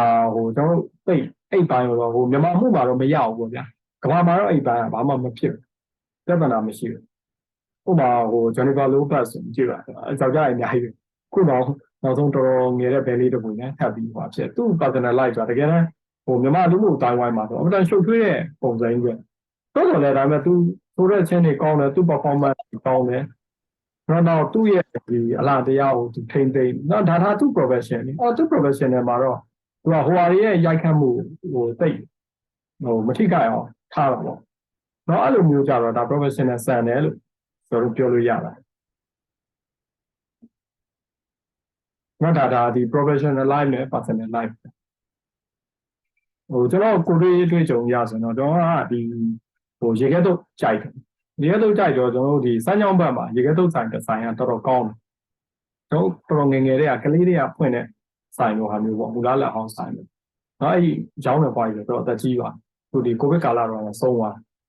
ပြဿနာကဘာလဲဆိုတော့ဟိုတော့ပွားကြီးတွေကသူကကိုယ်တိုင်ရောင်းတော့တော်တော်ပြဖြစ်တယ်သဘောလည်းကောင်းတယ်သူကိုယ်တိုင်လည်းရောင်းပြင်ပေါ့နော်ဒါမျိုးရှိတယ်နောက်ပိုင်းကျတော့သူတက်ကြီးလိုပဲလားပါလားမသိဘူးတိုင်မှာအခုကလေးလေးတွေခေါ်ပြီးခိုင်းတယ်နော်ကလေးလေးတွေခိုင်းတော့ကလေးလေးတွေတော်များများအသက်မပြည့်သေးဘူးပေါ့ဗျာတော်တော်ငယ်ငယ်လေးတွေ10နှစ်ဝန်းကျင်ပါပြီဒါလည်းထားပါမြန်မာလူမှုမှာကျတော့ဒီကလေးဟာခိုင်းတော့ဒါတော့လက်ဖိတ်ဆိုင်တွေသွားလဲတွေ့ရတယ်ကျွန်တော်တခြားသောနော်လုပ်ငန်းခွင်တွေမှာလည်းတွေ့နေရတာပေါ့ဗျာအဲ့လောက်ထိကတော့ကျွန်တော်တို့ကနားလည်မှုပေးနိုင်တယ်ပြဿနာပါလဲဆိုတော့အဲ့ကလေးတွေကိုအရင်ဘူးလီလုပ်တယ်ပေါ့နော်ကိုဒီကျွန်တော်စားသုံးတွေရှေ့မှာကလေးတွေမျိုးစုံ all hit ဆဲဆိုပြီးအောက်နေတဲ့ဟာမျိုးကြတော့ဒါကြတော့ကျွန်တော်အမြင်ကြတော့အဆင်မပြေတော့သူ့ရေခဲတော့ကတော့အမှန်တန်ကောင်းပါတယ်ကောင်းလဲတကယ်ကောင်းတော့မယ်ဒါပေမဲ့တိုင်းထိုင်သွားပြီးအားမပေးတော့ဘူးနော်အားပေးတော့ဆိုတာသူ့ရဲ့အဲ့ဒီကလေးတွေပေါ်ပြုမှုဆက်ဆံတဲ့နေထိုင်တော့မကြိုက်တာလည်းတကြောင်ပေါ့နောက်ဒီလိုဆိုင်မျိုးလည်းကျွန်တော်အနေနဲ့ဘန်ကောက်လုပ်တဲ့ထင်တာပါဘန်ကောက်ဆိုတာကျွန်တော်အဲ့ကလေးကကိုယ့်အကို ethical judgment နဲ့ကိုဒုံးနေရှိတယ်ပဲနောက်ချို့လူတွေဆိုလည်းအဲ့လိုပဲပေါ့နော်ကျွန်တော်ဒီဆက်ဆံမှုပိုင်းမှာချို့သောပြဿနာတွေရှိတယ်ဆိုတော့ကျွန်တော်အနေနဲ့တိတ်ပြီးအဲ့လိုမျိုးလက်တွဲလို့မရအောင်နော်ဒါက example တစ်ခုပေါ့နောက်ခုဆိုလည်းကျွန်တော်တို့ဒီလက်ရှိဒီကျွန်တော်နဲ့ကျွန်တော်ဆရာတွေဆရာမတွေနဲ့ကျွန်တော်ဒီ consultant လုပ်တာပေါ့ဗျာကျွန်တော်ဒီ safety နဲ့ဆိုင်တဲ့ကိစ္စတွေတော့ကုမ္ပဏီတွေလုပ်ရုံတွေဒါမျိုးတွေမှာလုပ်ရတဲ့အပိုင်းမှာတော်များဒီဘာခေါ်မလဲ consultant လုပ်ရတဲ့အပိုင်းဆိုတော့ client ကအဲ့လက်ခံကြတာဒါနဲ့ကျွန်တော်မမရကျွန်တော် history မှာ client တယောက်ကိုကျွန်တော် reject လုပ်ပြတယ်reject လုပ်ပြတယ်ဆိုတော့ဟိုမျိုးဘာကောက်လုပ်တဲ့သဘောမျိုးရလို့ပို့ ဒီ client ရဲ့ကျွန်တော်တို့ရဲ့ဒီ professional အပေါ်မှာဒီဆက်ဆံတဲ့ပုံစံနဲ့နောက်ကျွန်တော်တို့ရဲ့ဒီ image ကိုအသုံးချတဲ့ပုံစံအဆင်မပြေဘူး။ဒီလိုအမျိုးဆိုရင်ကျွန်တော်တို့ကကျွန်တော်တို့သူကကျွန်တော်တို့ရဲ့ဘာခေါ်မလဲ long term ဒီ client တစ်ခုပဲသူနဲ့ long term contract ထိုးထားသည့်တိုင်အောင်ကျွန်တော် contract တွေဆက်မထိုးပဲနဲ့ကျွန်တော်အလုပ်တွေဆက်ဖြစ်တယ်။နောက်အဲ့ဒါကဘာလဲဆိုတော့ကျွန်တော်တို့ရဲ့ဒီဘာခေါ်မလဲကိုယ့်ရဲ့ professionalism ကိုထိန်းသိမ်းလိုက်တဲ့သဘောပဲ။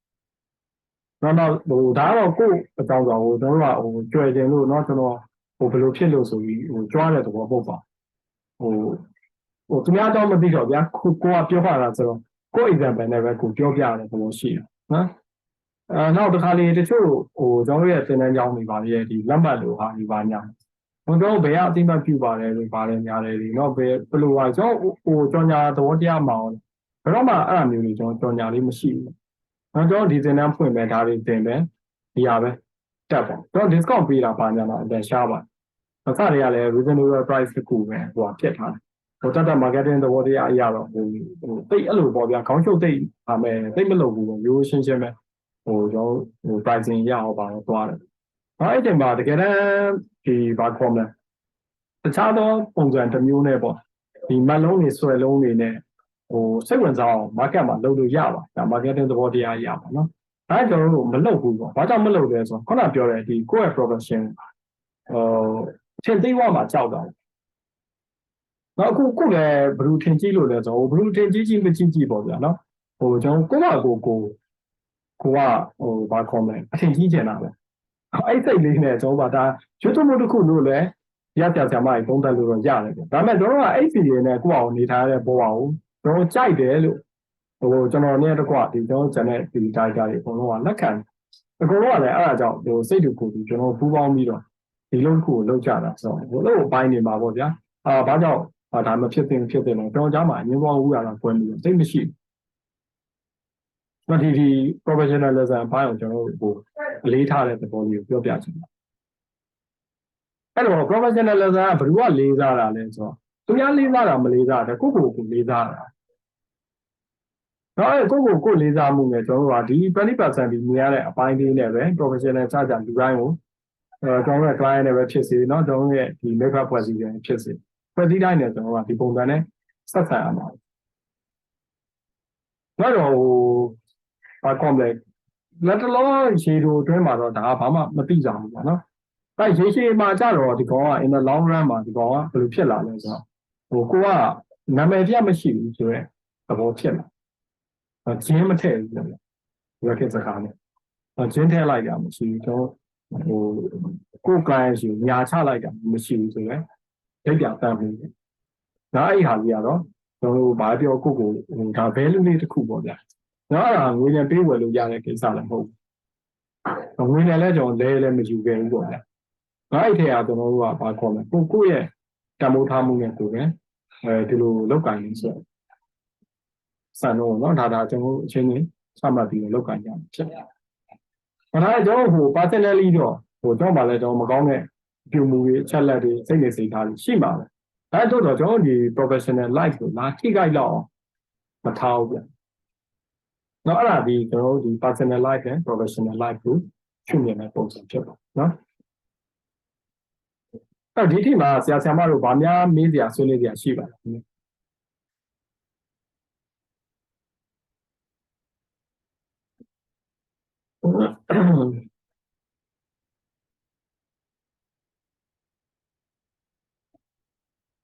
အဲ့ဒါကျွန်တော်ရှေ့ကိုမဆက်ခင်လေးပါပေါ့နော်ကျွန်တော်တို့ဒီမနေ့ကလိုပဲ quiz လေးတွေပေါ့ professional နဲ့ပတ်သက်တဲ့ quiz လေးတွေကျွန်တော်ဖြေကြည့်ကြအောင်နော်တော့မေးခွန်းလေးချပေးလိုက်ပါနော် Google ထဲမှာလည်းချပေးလိုက်ပါမယ်ဒီ Zoom chat မှာလည်းချပေးလိုက်ပါဟုတ်ကဲ့ပါဆရာအဲ့မေးခွန်းလေးတွေကိုကျွန်တော်ဒီပေါ့ဖြေကြည့်ပေးပါလို့ကျွန်တော်မေတ္တာရက်ခံပါနော်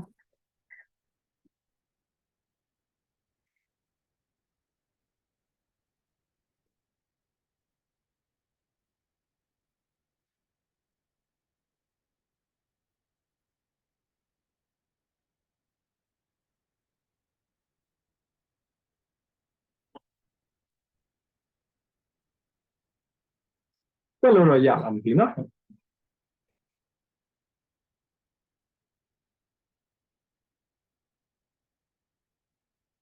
ုတ်ရပါတယ်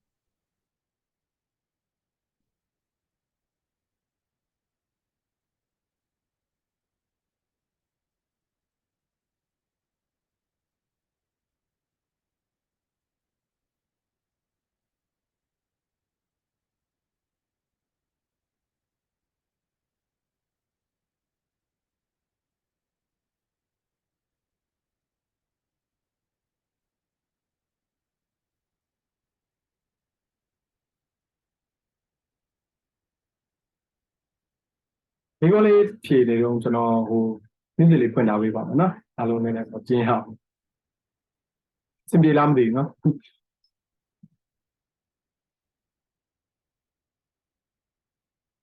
ပြီးပါတယ် ဟုတ်ကဲ့အားလုံးပါဝင်ပြီးတော့ဖြေဆိုပေးလို့ကျေးဇူးတင်ပါတယ်အဲ့ဒါလေးကတော့ကျွန်တော်ဒီနေ့ပေါ့နော်ဟို participant တွေဖြေထားတဲ့ရလဒ်လေးဖြစ်ပါတယ်နော်ကျွန်တော်ပြောခဲ့သလိုပဲအရင်နေ့ရလိုပဲဟိုမှန်တာမှားတာမရှိပါဘူးနော်ဒါအားလုံးရဲ့အမြင်ပေါ့ဒီ professionalism ပေါ်မှာဘယ်လိုမြင်လဲဆိုတဲ့ဟာကိုတော့ချပြတာပဲဖြစ်ပါတယ်နော်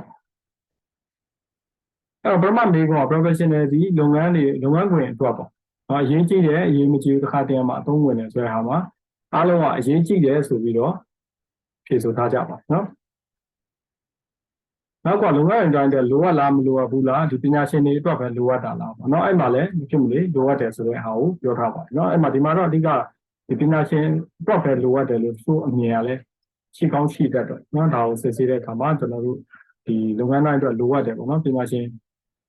အတွက်ပဲတည်တဲ့တာ professional ဆိုပြီးပြောတာမဟုတ်ဘူးတော့အားလုံးအတွက်လိုအပ်တယ်။ professional ဆိုတဲ့အပိုင်းမှာပါရီပါလဲပေါ့နော်ကျွမ်းကျင်မှု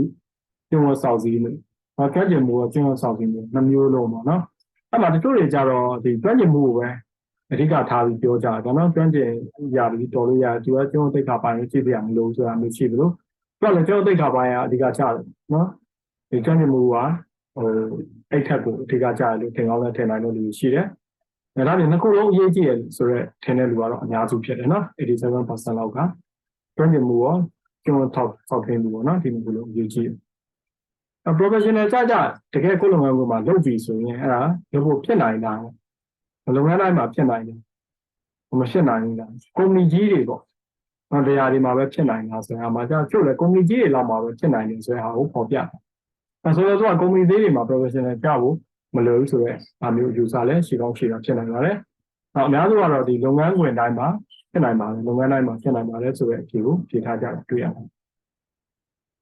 တော့ professional လို့ပြောလိုက်ရင်ပေါ့နော်ကျွန်တော်ကအရာရာကိုသိနိုင်စွမ်းရှိတယ်ပေါ့နော်ဒါမျိုးလို့ယူဆရတဲ့လူလည်းရှိတယ်မိမိအလုပ်ကိုသာလုပ်ကင်နိုင်တယ်ဆိုပြီးထင်တဲ့လူလည်းရှိတယ်ဒါခါမှမသိဘူးပြောလို့မရှိဘူးဒါမျိုးကိုထင်တဲ့လူလည်းရှိတယ် professional ဆိုရင်သူကလုံးဝမပြောဘူးနော်အကုန်လုံးသူသိတယ်တတ်တယ်ဆိုတာမျိုးရှိတယ်အရာရာလည်းလုံးနိုင်စွမ်းသိနိုင်စွမ်းရှိတယ်လို့ထင်တယ်နော်ဒါလေးကလည်းဟိုတချို့လည်းအဲ့လိုယူဆတဲ့လူရှိတယ်မိမိအလုပ်ကိုပဲသိပါတယ်ဆိုတော့သူကတော့အများစုနော်အများစုဖြစ်ပါတယ်လုပ်ငန်းခွင်မှာအတကယ်မကြတော့လုပ်ရက်ကိုတွေ့ရင်ပေါ့မိနဲ့မဆိုင်မပြောတင်ဆိုရက်ဒီစားချက်လည်းရှိရဲအတကယ်မဖြစ်ကြောင်းဟုတ်ပေါ်ပြီးပြောရမယ်ဆိုရက်တော့အများစုလည်းတွေ့ရှိရနော်သူကပြောရင်တောင်းမရှိပါတော့ဘူးမှမယူဆဘူးပေါ့နော်မဆိုင်မပြောဘူးဆိုတာပြောလို့ရှိမယ်ဒါမှမဟုတ်အတကယ်မကြရင်ပြောရမယ်ဆိုတဲ့ဟာရှိရနော်နောက်အတကယ်မကြတဲ့အလုပ်ကိုမိမိကိုလာပြီးစေခိုင်းရင်ဒါကိုယ်လောက်တော့ရမဖြစ်မနေတာကိုဒီကုမ္ပဏီမှာလာယူပါဖြစ်တော့လောက်ရမယ်လို့ခံယူထားတဲ့လူလည်းဒါနဲ့ရှိရပါတော့1လောက်ရှိတယ်နောက်အများစုကတော့အတကယ်မဖြစ်ရင်ညှင်းဆိုရမယ်ဆိုရင်ရှိတယ်ဒီနေရာမှာငွေပို့ပေးရင်လောက်ကင်တဲ့နေဆိုတော့ဘူးမှမယူဘူးပေါ့နော်တကယ်တော့ပြင်မှာလဲဒါရှိကောင်းရှိနေတယ်နော်မိမိရဲ့မှားရတဲ့လုပ်ငန်းစဉ်တော့မှအလုပ်တစ်ခုမှာလူရခုနပြောတယ်မှားနိုင်တယ်မှားပြီးလောက်ကင်မိတယ်ဆုံးဖြတ်မိတယ်ဒီလိုဟာမှာနော် professional တယောက်ကမလုပ်လဲ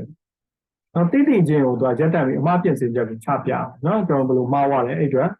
ဘယ်လိုပြန်ပြင်ရမယ်ဆိုရင်ကျိုးကကြတော့ဒီဘယ်မှ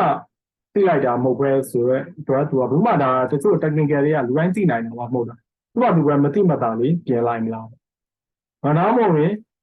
ငါဘယ်သူမှဒီမသိတဲ့အတွက်တော့ဝန်ခံမှုလည်းမလို့သူကမာတိုင်းလေးပဲကွန်မျိုးကလေးလေးပဲကြည့်ချက်ပြီးချောလေးထားလိုက်ပါနော်ဒီလိုတော့ဘယ်မှမဖြစ်ကြဘူးအကုန်လုံးဒီသိရင်ချက်ချင်းရက်တတ်မယ်အမှားပြည့်စရက်ကိုချပြမယ်ဆိုရင်ဘိုင်းကို 100% ဖြစ်ကြတာတွေ့ရအောင်နော်နောက်ကို professional ကကြတော့မိမိရဲ့အလုပ်ငယ်ပဲကိုပဲအာရုံစိုက်ရမယ်ဆိုရရှိတယ်နော်မိမိရဲ့ဒီမှုဖွဲ့စည်းရဲ့အကျိုးစီးပွားကိုရှေ့ရှုရမယ်ဆိုတာလည်းရှိတယ်မိမိအောင်မြင်မှုအတွက်ပဲလုပ်ကိုင်ရမယ်ဆိုတော့ဒါမျိုးလည်းရှိတယ်အဲ့ဒီဘိုင်းမှာတော့နော်ပေါ်များဒီ၄ပုံတစ်ပုံလောက်ကတော့မိမိလုပ်ငန်းနယ်ပယ်ကိုပဲအာရုံစိုက်ရမယ်ဆိုတာရွေးချယ်ကြကြတယ်ကျန်တဲ့၄ပုံ၃ပုံကတော့လူဖွဲ့စည်းရဲ့အကျိုးကိုလည်းရှေ့ရှုရမယ်ဆိုတော့တွေ့ခေါ်ထားကြနော်ဒီဖြေထားကြပါတော့ professional ကလူတိုင်းဖြစ်နိုင်တာပေါ့ပညာရှင်မှဖြစ်နိုင်လားချမ်းသာတဲ့နိုင်ငံတွေမှာပဲဖြစ်နိုင်တာတို့ကဒီပညာရှင်တွေပဲဖြစ်နိုင်တယ်လို့ professional ယူဆတယ်တို့ကလူတိုင်း professional ဖြစ်နိုင်တယ်လို့ယူဆကြတယ်နော်ဒါတွေကတော့မှားတယ်လည်းမှန်တယ်မရှိဘူးတော့ဒီပေါ်မှာလည်း comments မပေးချင်ပါဘူးနော်ပေးလိုက်ရင်ဒါကျွန်တော်သဘောလိုပဲကျွန်တော်ပြောပြီးပေးလို့ရတယ်ကျန်လူတွေကိုမှားခြင်းမှန်ခြင်းလို့ကျွန်တော်ဆိုလိုတာမဟုတ်ဘူးပေါ့နော်အဲ့တော့ဒီမေးခွန်းလေးဖြေလေးတွေကလည်းတကယ်တော့ကျွန်တော်landing မှာတော့ဒီဘောအနေနဲ့ကျွန်တော် landing ဖြစ်တာပေါ့နော်ဘယ်လိုဖြစ်လဲဆိုတော့ကျွန်တော်ရဲ့သင်ပြချက်ယူဆချက်တွေဒီခုဒီparticipant တွေကြားမှာပေါ့နော်ကိုကအများစုပဲမှာပါနေလားတော့ကိုရဲ့ဒါတို့ကတော့အများစုနဲ့ဆန့်ကျင်ဘက်မှာရှိနေလားနော်ဒါမျိုးကိုသိရတယ်နော်ဘယ်လိုစံနှုန်းမျိုးတွေအများစုသဘောတူထားတယ်ဆိုရင်အားလေးကိုလည်းကျွန်တော်သိရှိရအောင်နော်ဒါကျွန်တော်သဘောနဲ့တော့ဟာဒါကလုပ်ငန်းတိုင်းအတွက်အရေးကြီးပါတယ်လို့ပြောတာထက်ပေါ့နော်ဒါအားလုံးကအရေးကြီးတယ်လို့လက်ခံထားတယ်ဆိုတာသဘောလေးပေါ့နော်ဒါလေးကိုကျွန်တော်တို့ကparticipant တွေရှိရနေပြန်ပြီးတော့ကျွန်တော် induce လုပ်တာပေါ့ဗျာ knowledge တွေပြန်ပြီး induce လုပ်တဲ့သဘောပါအဲ့တော့ဟုတ်ပါပြီเนาะအဲ့ဆိုရင်ကျွန်တော်တို့ဒီ professionalism ဘက်ကိုဆက်ပြီးသွားပါ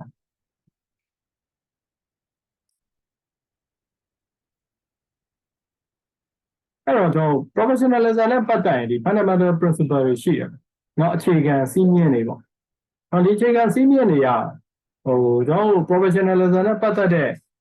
ဘာသာရပ်တွေဘယ်လိုပဲကွဲပြားပေါ့เนาะအလုပ်ငန်းဝင်တွေဘယ်လိုပဲကွဲပြားဒီအခြေခံတွေပေါ်တော့အတော်များများသဘောတူထားကြတာတွေ့ရှိရပါတယ်။ကျွန်တော်အခုလက်ရှိဒီအခြေခံအချက်တွေကတော့เนาะဒီ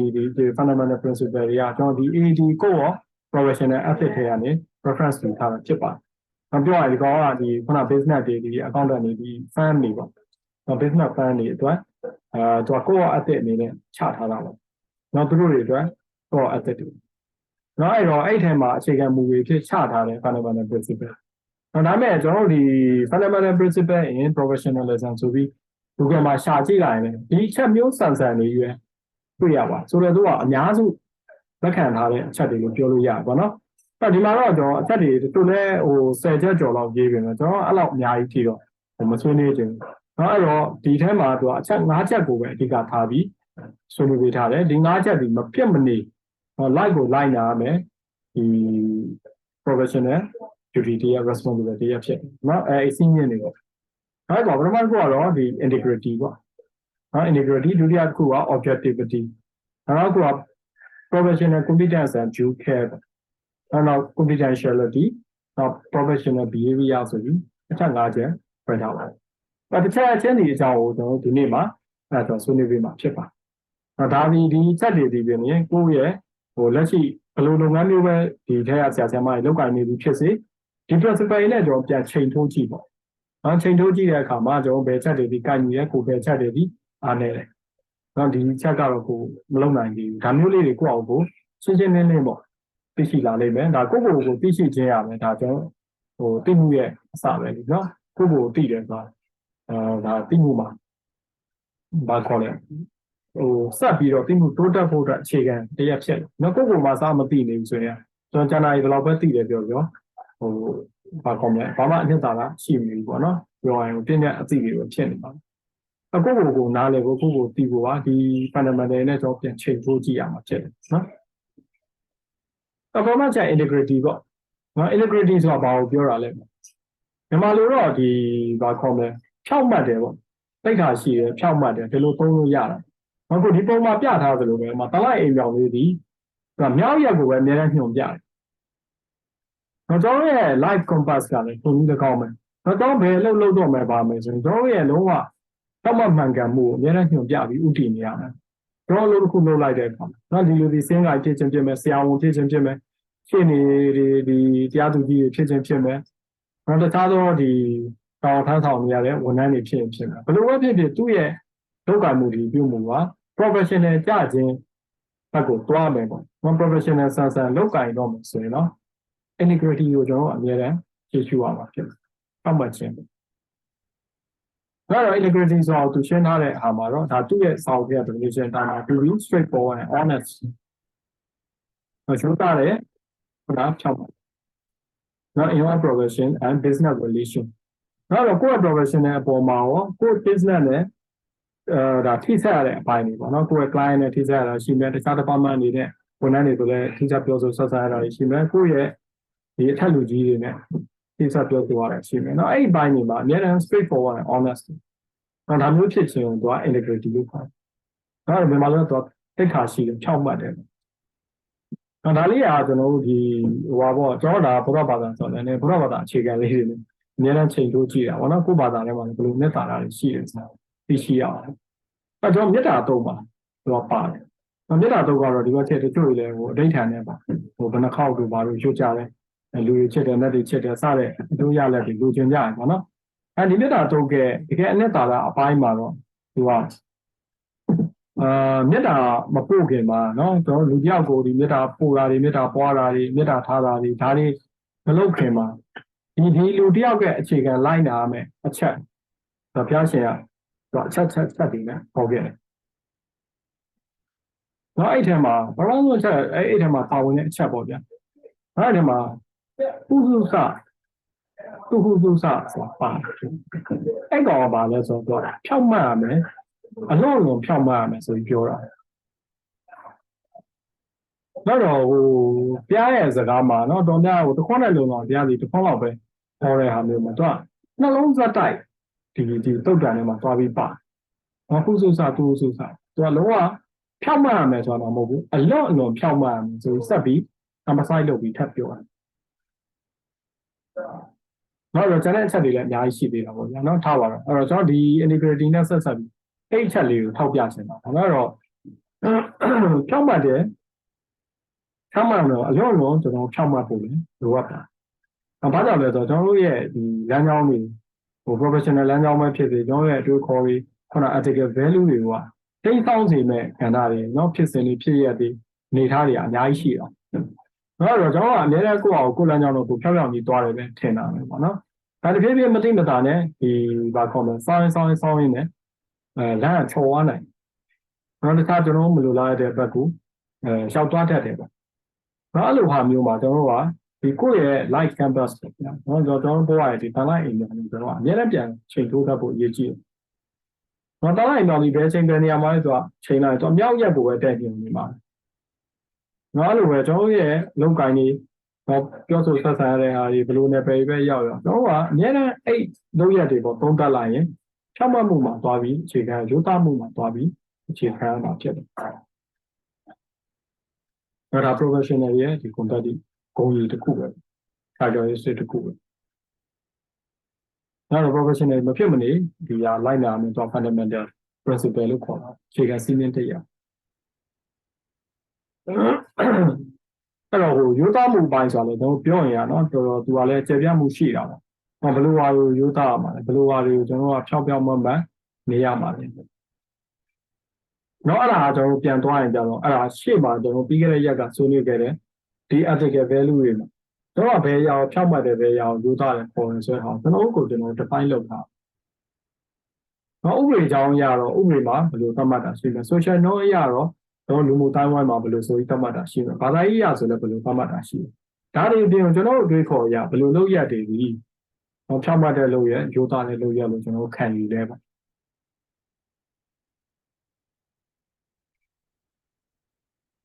နော်ဒါဒီကျွန်တော်ဒီဖြောင်းမှတ်ခြင်းပဲ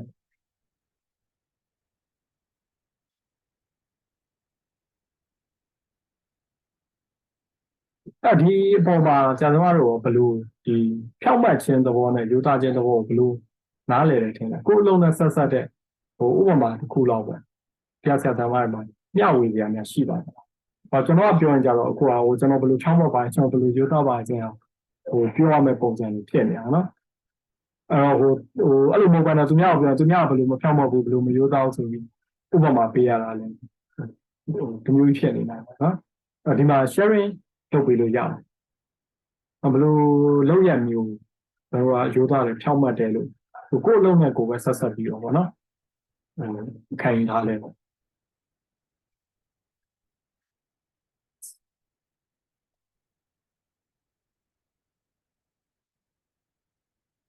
ဟုတ်ကဲ့မြို့လေးဖွင့်ပြီးတော့နော်ဆွေးနွေးပေးလို့ရပါတယ်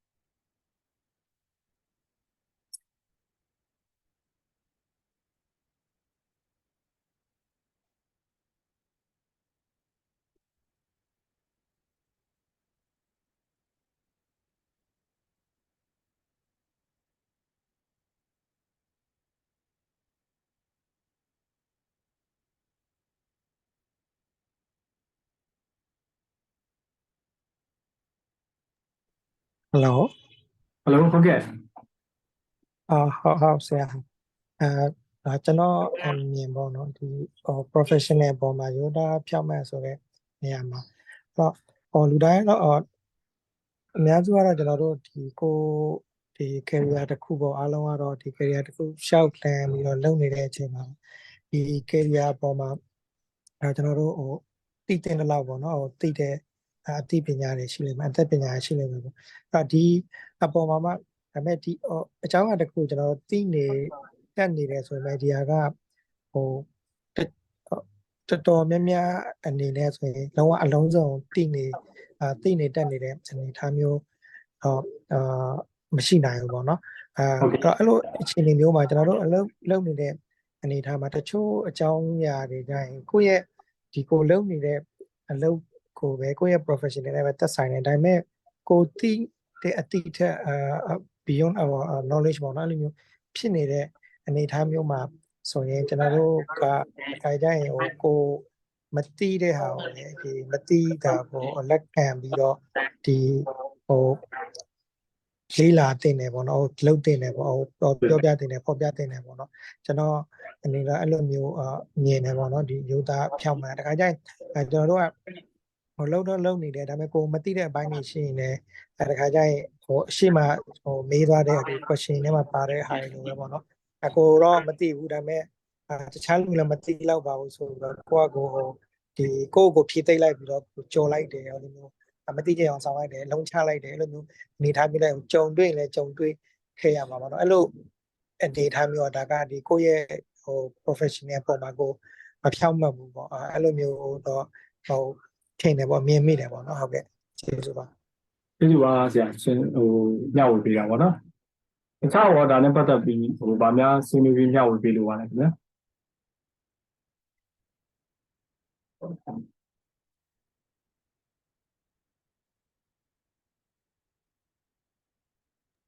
ဟယ်လိုဆရာ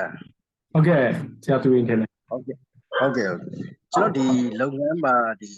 ကိုယ့်ရဲ့ professional ကိုယူသားဖြောင်းမှတ်တဲ့ဆိုတာကကျွန်တော်တို့ဒီဥပမာကျွန်တော်တို့ safety မှာဆိုရင်လည်းကျွန်တော် safety rule တွေရှိတယ်ပေါ့နော်ကျွန်တော်လိုက်နာရမယ့်ဥစ္စာတွေရှိတယ်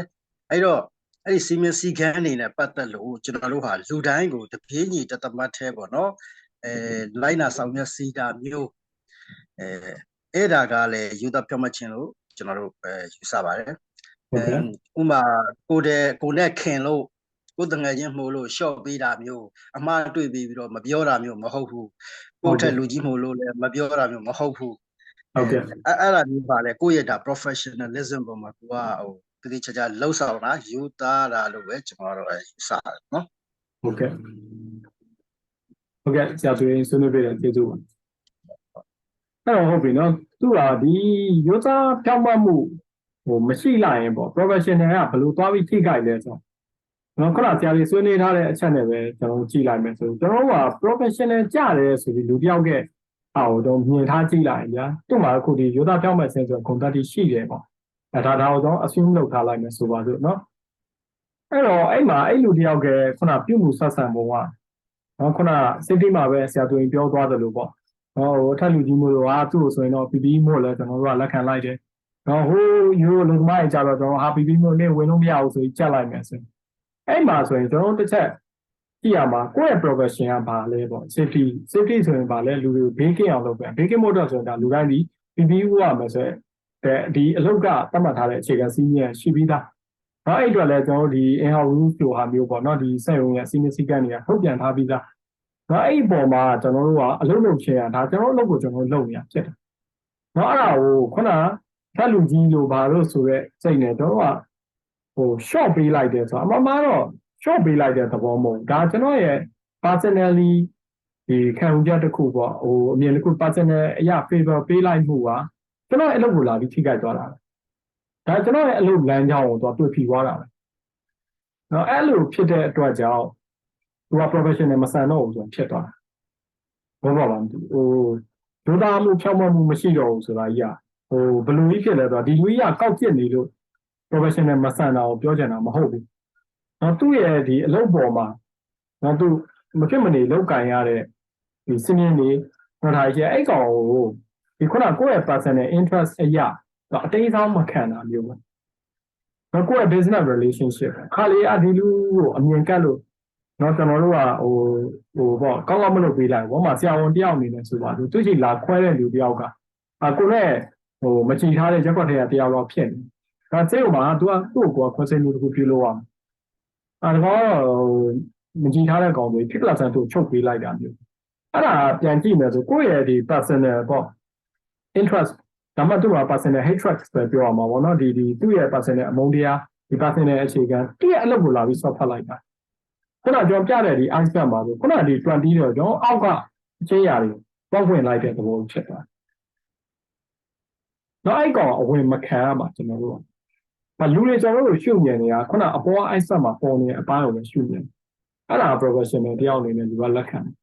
အဲ့တော့ခုန personally သွားဆွတ်ဖတ်လိုက်တယ်ဆိုတာဒီလူကြီးကဒီလိုကြီးလားဆိုတဲ့အာမဘာမှဘလို့မှမသိဘူးကြောင်မှသူဆရာဝန်တယောက်ဘလို့ချုပ်လိုက်တယ်ဆိုတာအပြင်လူမှနားလည်တာမှမဟုတ်တာ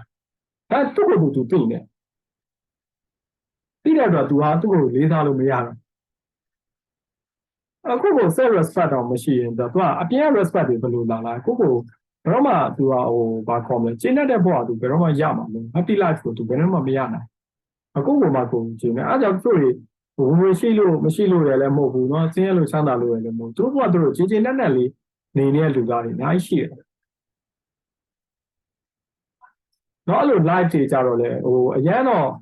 solitude တော့ဆန်တာပေါ့ဗျာเนาะတကူကြီးသဘောတော့အရန်ဆန်တယ်ဒါတိုင်းသူတို့နေတယ်အဲ့ဒါကြတော့သူတို့ကဘယ်လိုပုံစံနေလဲဆိုတော့ခုနကျွန်တော်ယူဆခဲ့သလိုပေါ့เนาะဒီ 20% တခုလုံးနေမဟုတ်ဘူးလုံးဝဒီ 100% ကြီးနဲ့သူကလူတိုင်းကိုသူကဒီရင်းကြီးဆက်ဆံနော်အဲ့ဒါတော့ပြောရရင်ဒါကျွန်တော်တို့ရဲ့ ideal stage ပေါ့နော်အကောင်းဆုံးပဲပေါ့ကျွန်တော်အလုပ်ရဲ့အပြင်ရဲ့မိသားစုရဲ့မို့ဒီလူတယောက်ကဒီပုံစံနဲ့ပဲကိုဆက်ဆံဒါနဲ့အရန်တော့အဲ့ကောင်ကဖြစ်နိုင်ကြတယ်နည်းသလိုဟိုအဲ့လိုနေထိုင်နိုင်မှုဆိုလည်းမလွယ်လောက်ဗျနော်ကိုရဲ့ဒီမကောင်းတာတွေလူရင်းရှိဟိုထုတ်ပေါ်ပြီးတော့ဟိုဖြစ်နိုင်လို့ဆိုလူတိုင်းမှာအဲ့လောက်တတ်တည်လည်းမရှိဘူးပေါ့မရှိတဲ့အတွက်ကြောင့်လည်းလူကမလွတ်လပ်ကြဘူးပေါ့ဗျမလွတ်လပ်တော့လည်းခုနပြောတဲ့ 80% လောက်ကနစ်မြုပ်ပြီးတော့အဲ့ကောင်လူမသိအောင်ကျွန်တော်မြုပ်ပြီးထားတာဖြစ်တယ်။ဒီနေရာမှာကျွန်တော်ရဲ့ဒီ iPad သဘောတရားเนาะသူကဟိုဘာခေါ်အဲ့အမြင်ကိုဆရာတို့အဲ့ concept ကိုသဘောပေါက်ဖို့လိုတယ်။ဒီ 20% ဒီကျွန်တော်တို့ရဲ့လုံးဝ professional life ပဲ။အဲ့လိုတော့လုံးဝကျွန်တော်တို့ရဲ့ personal life ကဘယ်လိုpersonal interest တွေ personal hatred တွေเนาะတခြားဒီကိုအလေးပေးမှုတွေဒါတွေကလာပြီးအသွားမှုခံလို့မရ။ဘာကြောင့်လဲ channel ရဲ့ AD ကိုကကျွန်တော်တို့ကကောင်းချင်မှကောင်းပါလိမ့်။တော့ကျွန်တော်AD ကိုလူတိုင်းကောင်းရပါမယ်လို့တော့မျှော်လင့်ဖို့လည်းမသိဘူးဟိုကျွန်တော်ကိုနိုင်တယ်ဟိုဖြစ်နိုင်လို့ဆိုမလို့အဲ့တော့ဒီ20လေးနဲ့ဟာမှာတော့အဲ့20မျိုးတော့ဆရာတို့ကောင်းအောင်ထိန်းသိမ်းဖို့ဆိုတာရှိတယ်တော့အဲ့20မှာတော့မှခုနလိုတစ်ခါထပ်ပြီးပြီးတော့ဟိုဆိုကျွန်တော်ရဲ့ဒီ professional ကဘယ်လိုလုပ်သွားပြီးကျွန်တော်ရက်တည်လို့ရမှာမလဲနော်အဲ့တော့ကိုပြောချင်တာအဲ့တော့မရိုးသားမပြောင်းပါဘူးဆိုတဲ့ဟာဒီလူကအပြင်မှာဗျာနောက်ဆုံးဟိုလိန်နေတဲ့လူညာနေတဲ့လူမကောင်းတဲ့လူဖြစ်ပါစေဘူး။တော့သူ့ရဲ့အလုပ်ကိုင်နဲ့ပတ်သက်ရင်ဒီကရိုးသားဖြောင့်မတ်မှုကရှိလို့ရတယ်။ဒါလေးတစ်ချက်ကလည်းကျွန်တော်တို့တွေးပြအောင်။ဟိုတာမန်လူရိုးပေါ့ဗျာတွေးကြည့်လာတာဒီလူကောင်းမှမဟုတ်တာဆို။ဒီ professional level မှာဒီလူကောင်းဟုတ်တာမဟုတ်တာတွေကျွန်တော်တို့ကသုံးသပ်တာမဟုတ်ဘူး။သူ့ရဲ့လူမှုရေးဆိုင်ရာပြဿနာတွေတော့ သူ့ professional ကိုဆွဲမခေါ်လာသေးသူ့ထက်မှရိုက်ကမှုရှိမနေသေးသူ့ဘာမှကျွန်တော်တို့ဟို judgment လုပ်เสียမလို့ကျွန်တော်ဒီဆရာဝန်နဲ့ဒီကုသမှုတစ်ခုလုပ်ရမယ်ဆိုဒီကုသမှုဆိုတော့ profession တဲမှာပဲသူနဲ့ကျွန်တော် relationship ကရှိတယ်အချက်လက်ကိစ္စဟိုကျွန်တော်နဲ့သူတို့နဲ့ဘာမှမဆိုင်ဘူးခုတရားဆရာမရင်းနဲ့ကျွန်တော်နဲ့ဒီခု3နာရီဆိုတဲ့ကာလကျွန်တော်တောင်းယူပြီးတော့ဒါကိုဆွေးနွေးပေးမယ်ဆိုပြီးပြောတာအဲ့ဒီဟာပေါ်မှာပဲကျွန်တော်ရဲ့ဒီဘာခေါ်လဲ professional ဆန်မှုကကျွန်တော်ထားရှိရမှာဖြစ်တယ်။ဒါကြောင့်ဒီ3နာရီပြင်ပဒီဆရာဘယ်လိုနေပါအဲ့ဒါမဆိုင်တော့ကျွန်တော်ဒီအချိန်မှာကျွန်တော်အကောင်းဆုံးဒီဘယ်လိုပုံစံနဲ့ဒါကိုကျွန်တော်ဆွေးနွေးပေးမလဲပို့ချပေးလဲဒီ professional ဆန်မှုကိုတော့ဟုတ်ကဲ့ကိုကလက်ထောင်ထားလို့ဗာများဆွေးနွေးမယ်ဟုတ်ကဲ့ဆရာဒီမှာတော့ခဏကဟိုဆရာပြောတဲ့အပေါ်မှာပေါ့နော်ဒီ personality နဲ့ဒီ personality နဲ့ကျွန်တော် professional ခွဲခြားတယ်ပေါ့နော်ဆိုတော့အဲ့ဒီမှာကျွန်တော်နည်းနည်းဟိုနေမှာမေးရရှိတာဆရာဆိုလိုက်ဒီစင်ကာပူမှာတော်တော်လေးလုပ်ခဲ့တဲ့အတွေ့အကြုံရှိရဆိုတော့ဒီ culture အရာပေါ့နော်မြန်မာနိုင်ငံရဲ့ culture နဲ့ဒီတခြားစင်ကာပူမှာပေါ့ဒါမှတခြားနိုင်ငံမှာရှိရဲ့ culture ရဒီ personality နဲ့ professional ခွဲခြားတဲ့အပိုင်းဘယ်လိုရှိလဲပေါ့နော်နောက်တစ်ခုကကျွန်တော်အမြင်ပေါ့ဒီမြန်မာနိုင်ငံမှာဆိုဘာဖြစ်ဒီလူရဲ့ personality ကဘယ်လိုပေါ့ဒီလူကဘယ်လိုရှိတယ်ပေါ့သူရဲ့ social media ဘယ်လိုပေါ့ဘာရှိတယ်ပေါ့အဲ့တော့အဲ့ဒီအမြင်ဖြစ်ပြီးတော့သူရဲ့ professional ပေါ်မှာကျွန်တော်တို့အမြင်ပြောင်းသွားတာမျိုးလဲရှိတယ်ပေါ့ professional ကိုလည်းလုပ်နေပေမဲ့သူ့ကိုသူ့ရဲ့ personality ကိုကြည့်ပြီးတော့ personal life ကိုကြည့်ပြီးတော့သူက professional မှာလည်းဟိုနေမဖြစ်လောက်တော့ပေါ့ကျွန်တော်တို့lockdown ဖြစ်မိတာတွေအဲ့လိုမျိုးပေါ့ဒါပေမဲ့အသက်မရှိလောက်တော့ပေါ့အဲ့လိုမျိုးမြင်မိတာတွေလည်းရှိမှာပေါ့နော်ဒီကျွန်တော်တို့ဒီ audience ရဲ့ culture အရာပေါ့အဲ့တော့အဲ့ဒီအပေါ်မှာဒီမတူတဲ့ဟို culture အရာဆိုရင်ရောဘယ်လိုမျိုးအမြင်လေးရှိကြလဲပေါ့ဆရာအဲ့ဒါလည်းနည်းနည်းဟိုပြောပြပေးပါလားဟုတ်ကဲ့ဆရာမေးပေးတာကျေးဇူးပါဆရာမေးတော့လဲကျွန်တော်ကဟိုကြွားလို့ရတာပေါ့โอเคဒီစင်ကာပူမှာတော့ကျွန်တော်ကဒီနေ့အကြာကြီးနေကြတော့သူတို့လူမျိုးတွေရဲ့ delay စရိုက်ဒီဆက်ဆံမှုများကျွန်တော်ပြောရရင်ဒီအသက်16လောက်ထဲကနေ34 35လောက်ဒီနေခဲ့ရတော့ဟိုပြောရင်ဘဝတစ်လျှောက်လုံးကိုပြောလို့ရတာပေါ့နော်ဒီဘက်မှာကျွန်တော်ဘာမှဟိုလူမှုဝင်ကျင်ပါညာရမှာចောင်းသားလေးပဲအနေနဲ့ဆယ်တန်းပြီးကလေးကထွက်သွားတဲ့ဟာမျိုးဆိုတော့ဒီဘက်မှာပြောရရင်တော့ဘာမှဟိုလူမှုဆိုင်ရာကျင့်ဝတ်တွေဟိုဒီကာချာပိုင်းဘာမှမသိခဲ့ဘူးပေါ့ဗျာဒီအကြောင်းတွေရဲ့ဟိုပို့ချထားတဲ့တည်မှုတွေเนาะကိုလူမှုတိုင်းဝါတည်မှုတွေဒီလောက်ပဲရှိတာပေါ့ဟိုဘက်ကိုရောက်တဲ့အခါမှာတော့ကာချာ shop တွေစသချင်းတွေအစဖြစ်တာပေါ့ဖြစ်တဲ့အပိုင်းမှာကျွန်တော်တို့ကဒီပေါ့ဟိုနောက်မှာတဖြည်းဖြည်းပေါ့အဲ့ norms တွေတော့လက်ခံလာနိုင်တာเนาะ norms ဆိုသူတို့ရှိရဲ့ဒီစံနှုန်းတွေပေါ့เนาะစံနှုန်းတွေကိုကျွန်တော်လက်ခံလာနိုင်တယ်ပထမဆုံးလည်းတွေ့မိတဲ့ခုနပေါ့နော် culture မှာဒီသူတို့ရှိရ professional နဲ့ personal ဘယ်လိုခွဲထားလဲဆိုတော့ကျွန်တော်ကျောင်းတက်တော့ professor တယောက်ရှိတယ် Mr. Saka Hain ဆိုတော့တော်တော်အသင်ပြကောင်းတယ်အဲ့တော့သူကျွန်တော်တို့ဒီ manufacturing technology သင်တာပေါ့သင်တဲ့အချိန်မှာဒီကျွန်တော် mechanical မှာလူပေါင်း400လောက်ရှိတယ်အဲ့ဒီထဲမှာကျွန်တော်အဲ့နှစ်မှာသူသမီးလည်းပါတယ်သူ့သမီးလည်းအဲ့ထဲမှာပါတယ်ကျွန်တော်အစတော့အဲ့ကလေးမှကြည့်တော့ねဆရာနဲ့မျက်နှာတော့ရုပ်တူတယ်ထင်တယ်အဲ့သူကဟိုဝန်ခံတယ်အဲ့ဆောင်းမလာနီးတော့သူ့သမီးပါတာချက်တော့သူ့အချိန်မှာအဲ့ဟာမျိုးသူကသူတို့က professor level ဆိုတော့မိကွန်းထုတ်ရတာလည်းရှိတယ်အဲ့ negative exam board မှာသူကပါခွင့်မရှိဒါသူတို့ကိုယ်တိုင်တကယ်လို့ဒီနေ့ကငါသမီးကြီးမှာကျောင်းတက်တဲ့ကာလဖြစ်တော့သူကလုံးဝအဲ့ထဲကနေထုတ်ထွက်ရတာပဲတော့ဒါတကယ်ဟိုပေါ့နော်ဒါ professional ဆံမှုပဲလေဟိုမောင်ရင်သူဗာမေကွန်းတွေထုတ်တာချားလဲဆိုတော့ဗာမေကွန်းထုတ်တာတယ်ပြောပြီးသူသမီးကိုမေကွန်းတွေပေးလို့ရတာပေါ့ဟိုဒါကနောက်ပိုင်းမှာကျွန်တော်ဒီ conflict of interest ဆိုတဲ့အပိုင်းနဲ့နည်းနည်းဆက်ပြီးဆက်ရှင်းလို့ရတာပေါ့နော်ဒါမဲ့ကျွန်တော်ပြောချင်တဲ့ဒီရိုးသားဖြောင်းမှုရှိရယ်ဆိုတာဟိုသူတို့ပါကြောင်းလည်းသူတို့ declare လုပ်တယ်ဆိုတော့သူကတချို့ကဏ္ဍတွေမှာကိုယ့်ဘက်ကစပြီး declare လုပ်ရတဲ့အပိုင်းတွေရှိတယ်ဗျာရိုးသားမှုဟာအဲ့ declare လုပ်လိုက်တဲ့အပေါ်မှာရတဲ့အကျိုးပြစ်ကိုလည်းသူကခဏရင်ရှိရတာပေါ့အဲ့တော့သူကဖုံးပြီးမထားအောင်ဖုံးပြီးထားခြင်းဟာသူကမရိုးသားတာမဖြောင့်မတ်တာအဲ့တော့စတွေကသူကဖွင့်ချလိုက်တယ် ဒါတော့စင်ကူမှာရှိတဲ့လူရောစင်ကူကပို့ပြီးဟိုတော့နောက်တိုင်းနေကြည့်လို့မှာပို့ပြီးပွင့်လဲတာလားနော်ဟိုသူတို့တွေကပို့ပြီး straight forward ဖြစ်တယ်လူတန်းတယောက်ဆက်ဆံတဲ့အခါမှာ straight forward ဖြစ်တယ်ဆိုတော့တော်သိတာဟိုဘာခေါ်မလဲသူ့ရဲ့ဒီကောင်းခြင်းဆိုရင်ဟာဟိုပေါ့အတွင်းပိုင်းမှာရှိတဲ့စိတ်ရင်းနဲ့ပဲပြောဆိုလိုက်တယ်နော်အဲ့တိုင်းပြောဆိုရတဲ့ဟိုသူ့မှာဟိုအကျိုးပြည့်လဲရှိကောင်းရှိမှာပေါ့ဗျာအကျိုးလည်းရှိရင်ရှိမယ်အပြည့်လည်းရှိရင်ရှိမယ်ဒီဟာဒီပုံမှာလည်းသူဟိုသူတို့ကလက်ခံနိုင်စွာရှိတယ်ဟုတ်နော်အဲ့ဒါတစ်ခုနောက်တစ်ခုကျတော့ကျွန်တော်အဲ့ကျောင်းပါပဲကျွန်တော်တို့ဟိုဟာဒီပေါ့ဘာခေါ်မလဲ seminar ပေါ့စာတမ်းဖတ်ပွဲအခုလုပ်ရတော့ကျွန်တော်တို့တွေကကျောင်းသားတွေက volunteer သွားလုပ်ပေးရတယ်ဟိုတယ်တစ်ခုမှာပေါ့ဟိုတယ်တစ်ခုမှာလုပ်ရကျွန်တော်တို့တွေကဘာလုပ်ရလဲဆိုတော့ဒီ professor ကြီးတွေလာဖတ်မဲ့အားလေးတွေဒီ PowerPoint လေးတွေဟို laptop ထဲထည့်ပြီးဖွင့်ပေးပေါ့ဘာဖြစ်လို့ professor ကြီးကအသက်ကြီးပြီဆိုတော့ဟိုအဲ့ computer ကြီးပါရဲ့အဲ့ဒါသိမသိတော့သူ stick လေးနဲ့ပဲထည့်လာပြီးတော့ join stick ဒီ professor အလှည့်ဆိုရင်ကျွန်တော်ပဲ slide ဖွင့်ပေးတယ်အဲ့ဒါမျိုးကျန်တာတော့သူတို့ဘာသာ mouse click လေးနဲ့ဟိုကြော်သွားပြီးတော့သူတို့ဘာသာဆွေးနွေးဝကြတာစာတမ်းဖတ်ပွဲလုပ်တယ်စာတမ်းဖတ်ပွဲအပြီးမှာတော့ဆောက်ပွဲမှာ professor တွေသူတို့ရဲ့တွေ့ရှိမှုတွေ research တွေသူရဲ့ဒီ methodology ပေါ့ဗျာဒီ material နဲ့ပတ်သက်တဲ့အကြောင်းတွေလာပြီးဆွေးနွေးဝကြအဲ့ဒါလည်းပြီးတော့ကျွန်တော်ညမှာသူအခမ်းပွဲကြီးလုပ်တယ်အခမ်းပွဲလုပ်တော့ကျွန်တော်ဒီတောင်းသားဒီ volunteer တွေနဲ့အဲ့ဒီခုန professor တွေနဲ့တဝိုင်းနဲ့ကြတာပေါ့ professor တော့ကျွန်တော်ဝိုင်းထဲမှာသူဂျပန်ဘက်က professor တွေ master student တွေတယောက်ကဂျာမနီကဆရာတွေအားအမျိုးကြတယ်နော်။ကြားတဲ့အခါမှာအဲ့ဒီဂျာမနီက professor နဲ့သူကကမလေးတယောက်ခေါ်လာ။ကမလေးတယောက်ခေါ်လာတော့ဟိုကျွန်တော်ကလည်းထင်တာကိုင်းနဲ့ကြွယ်ပြီးမသိမင်းဖြစ်နေတာပြုံးပါလိမ့်။ထင်တော့ online ပဲကြောင်းရလဲပါလဲဆိုတော့သူကပုတ်ဘူးရို့ပြင်ရပဲပါပဲဆိုပြီးတော့ဟိုဖြစ်တာပေါ့နော်။ထင်နေရပေါ့။ကိုကြောင်းအောင်မဟုတ်ဘူးသူကအပြင်ဖြစ်နေ။နောက်မှသူဟိုကျွန်တော်ပေါ့ပြီးမှမှသူကဟိုပွင့်နေပေါ့တကယ်တော့နောက်ပိုင်းကြပြီးသူက escort ခဲ့ရတယ်ဗျ escort ခဲ့ရဆိုတာခုနလိုပေါ့ဗျာဟိုတကူကြီးတွေ professor ကြီးတွေဒီကူကြီးတွေကြတော့အဲ့လိုနိုင်ငံသားတွေပါသွားတဲ့အခါမှာဒီအခမ်းပွဲတွေပါတွေကိုဒီလိုဟိုတက်ရင်ဟိုပေါ့ဘေးနာဟိုမိန်းကလေးတယောက်နဲ့တက်တာနည်းနည်းဟိုဘာခေါ်မလဲသူတို့အပေါ်ပေါ့ဗျာအဲ့ဒီလိုပုံစံမျိုးနဲ့တက်လို့ရှိရောအဲ့ငါပဲငါတို့ hour နဲ့ charges လို့စင်ကူမှာအဲ့လို service ရှိတယ်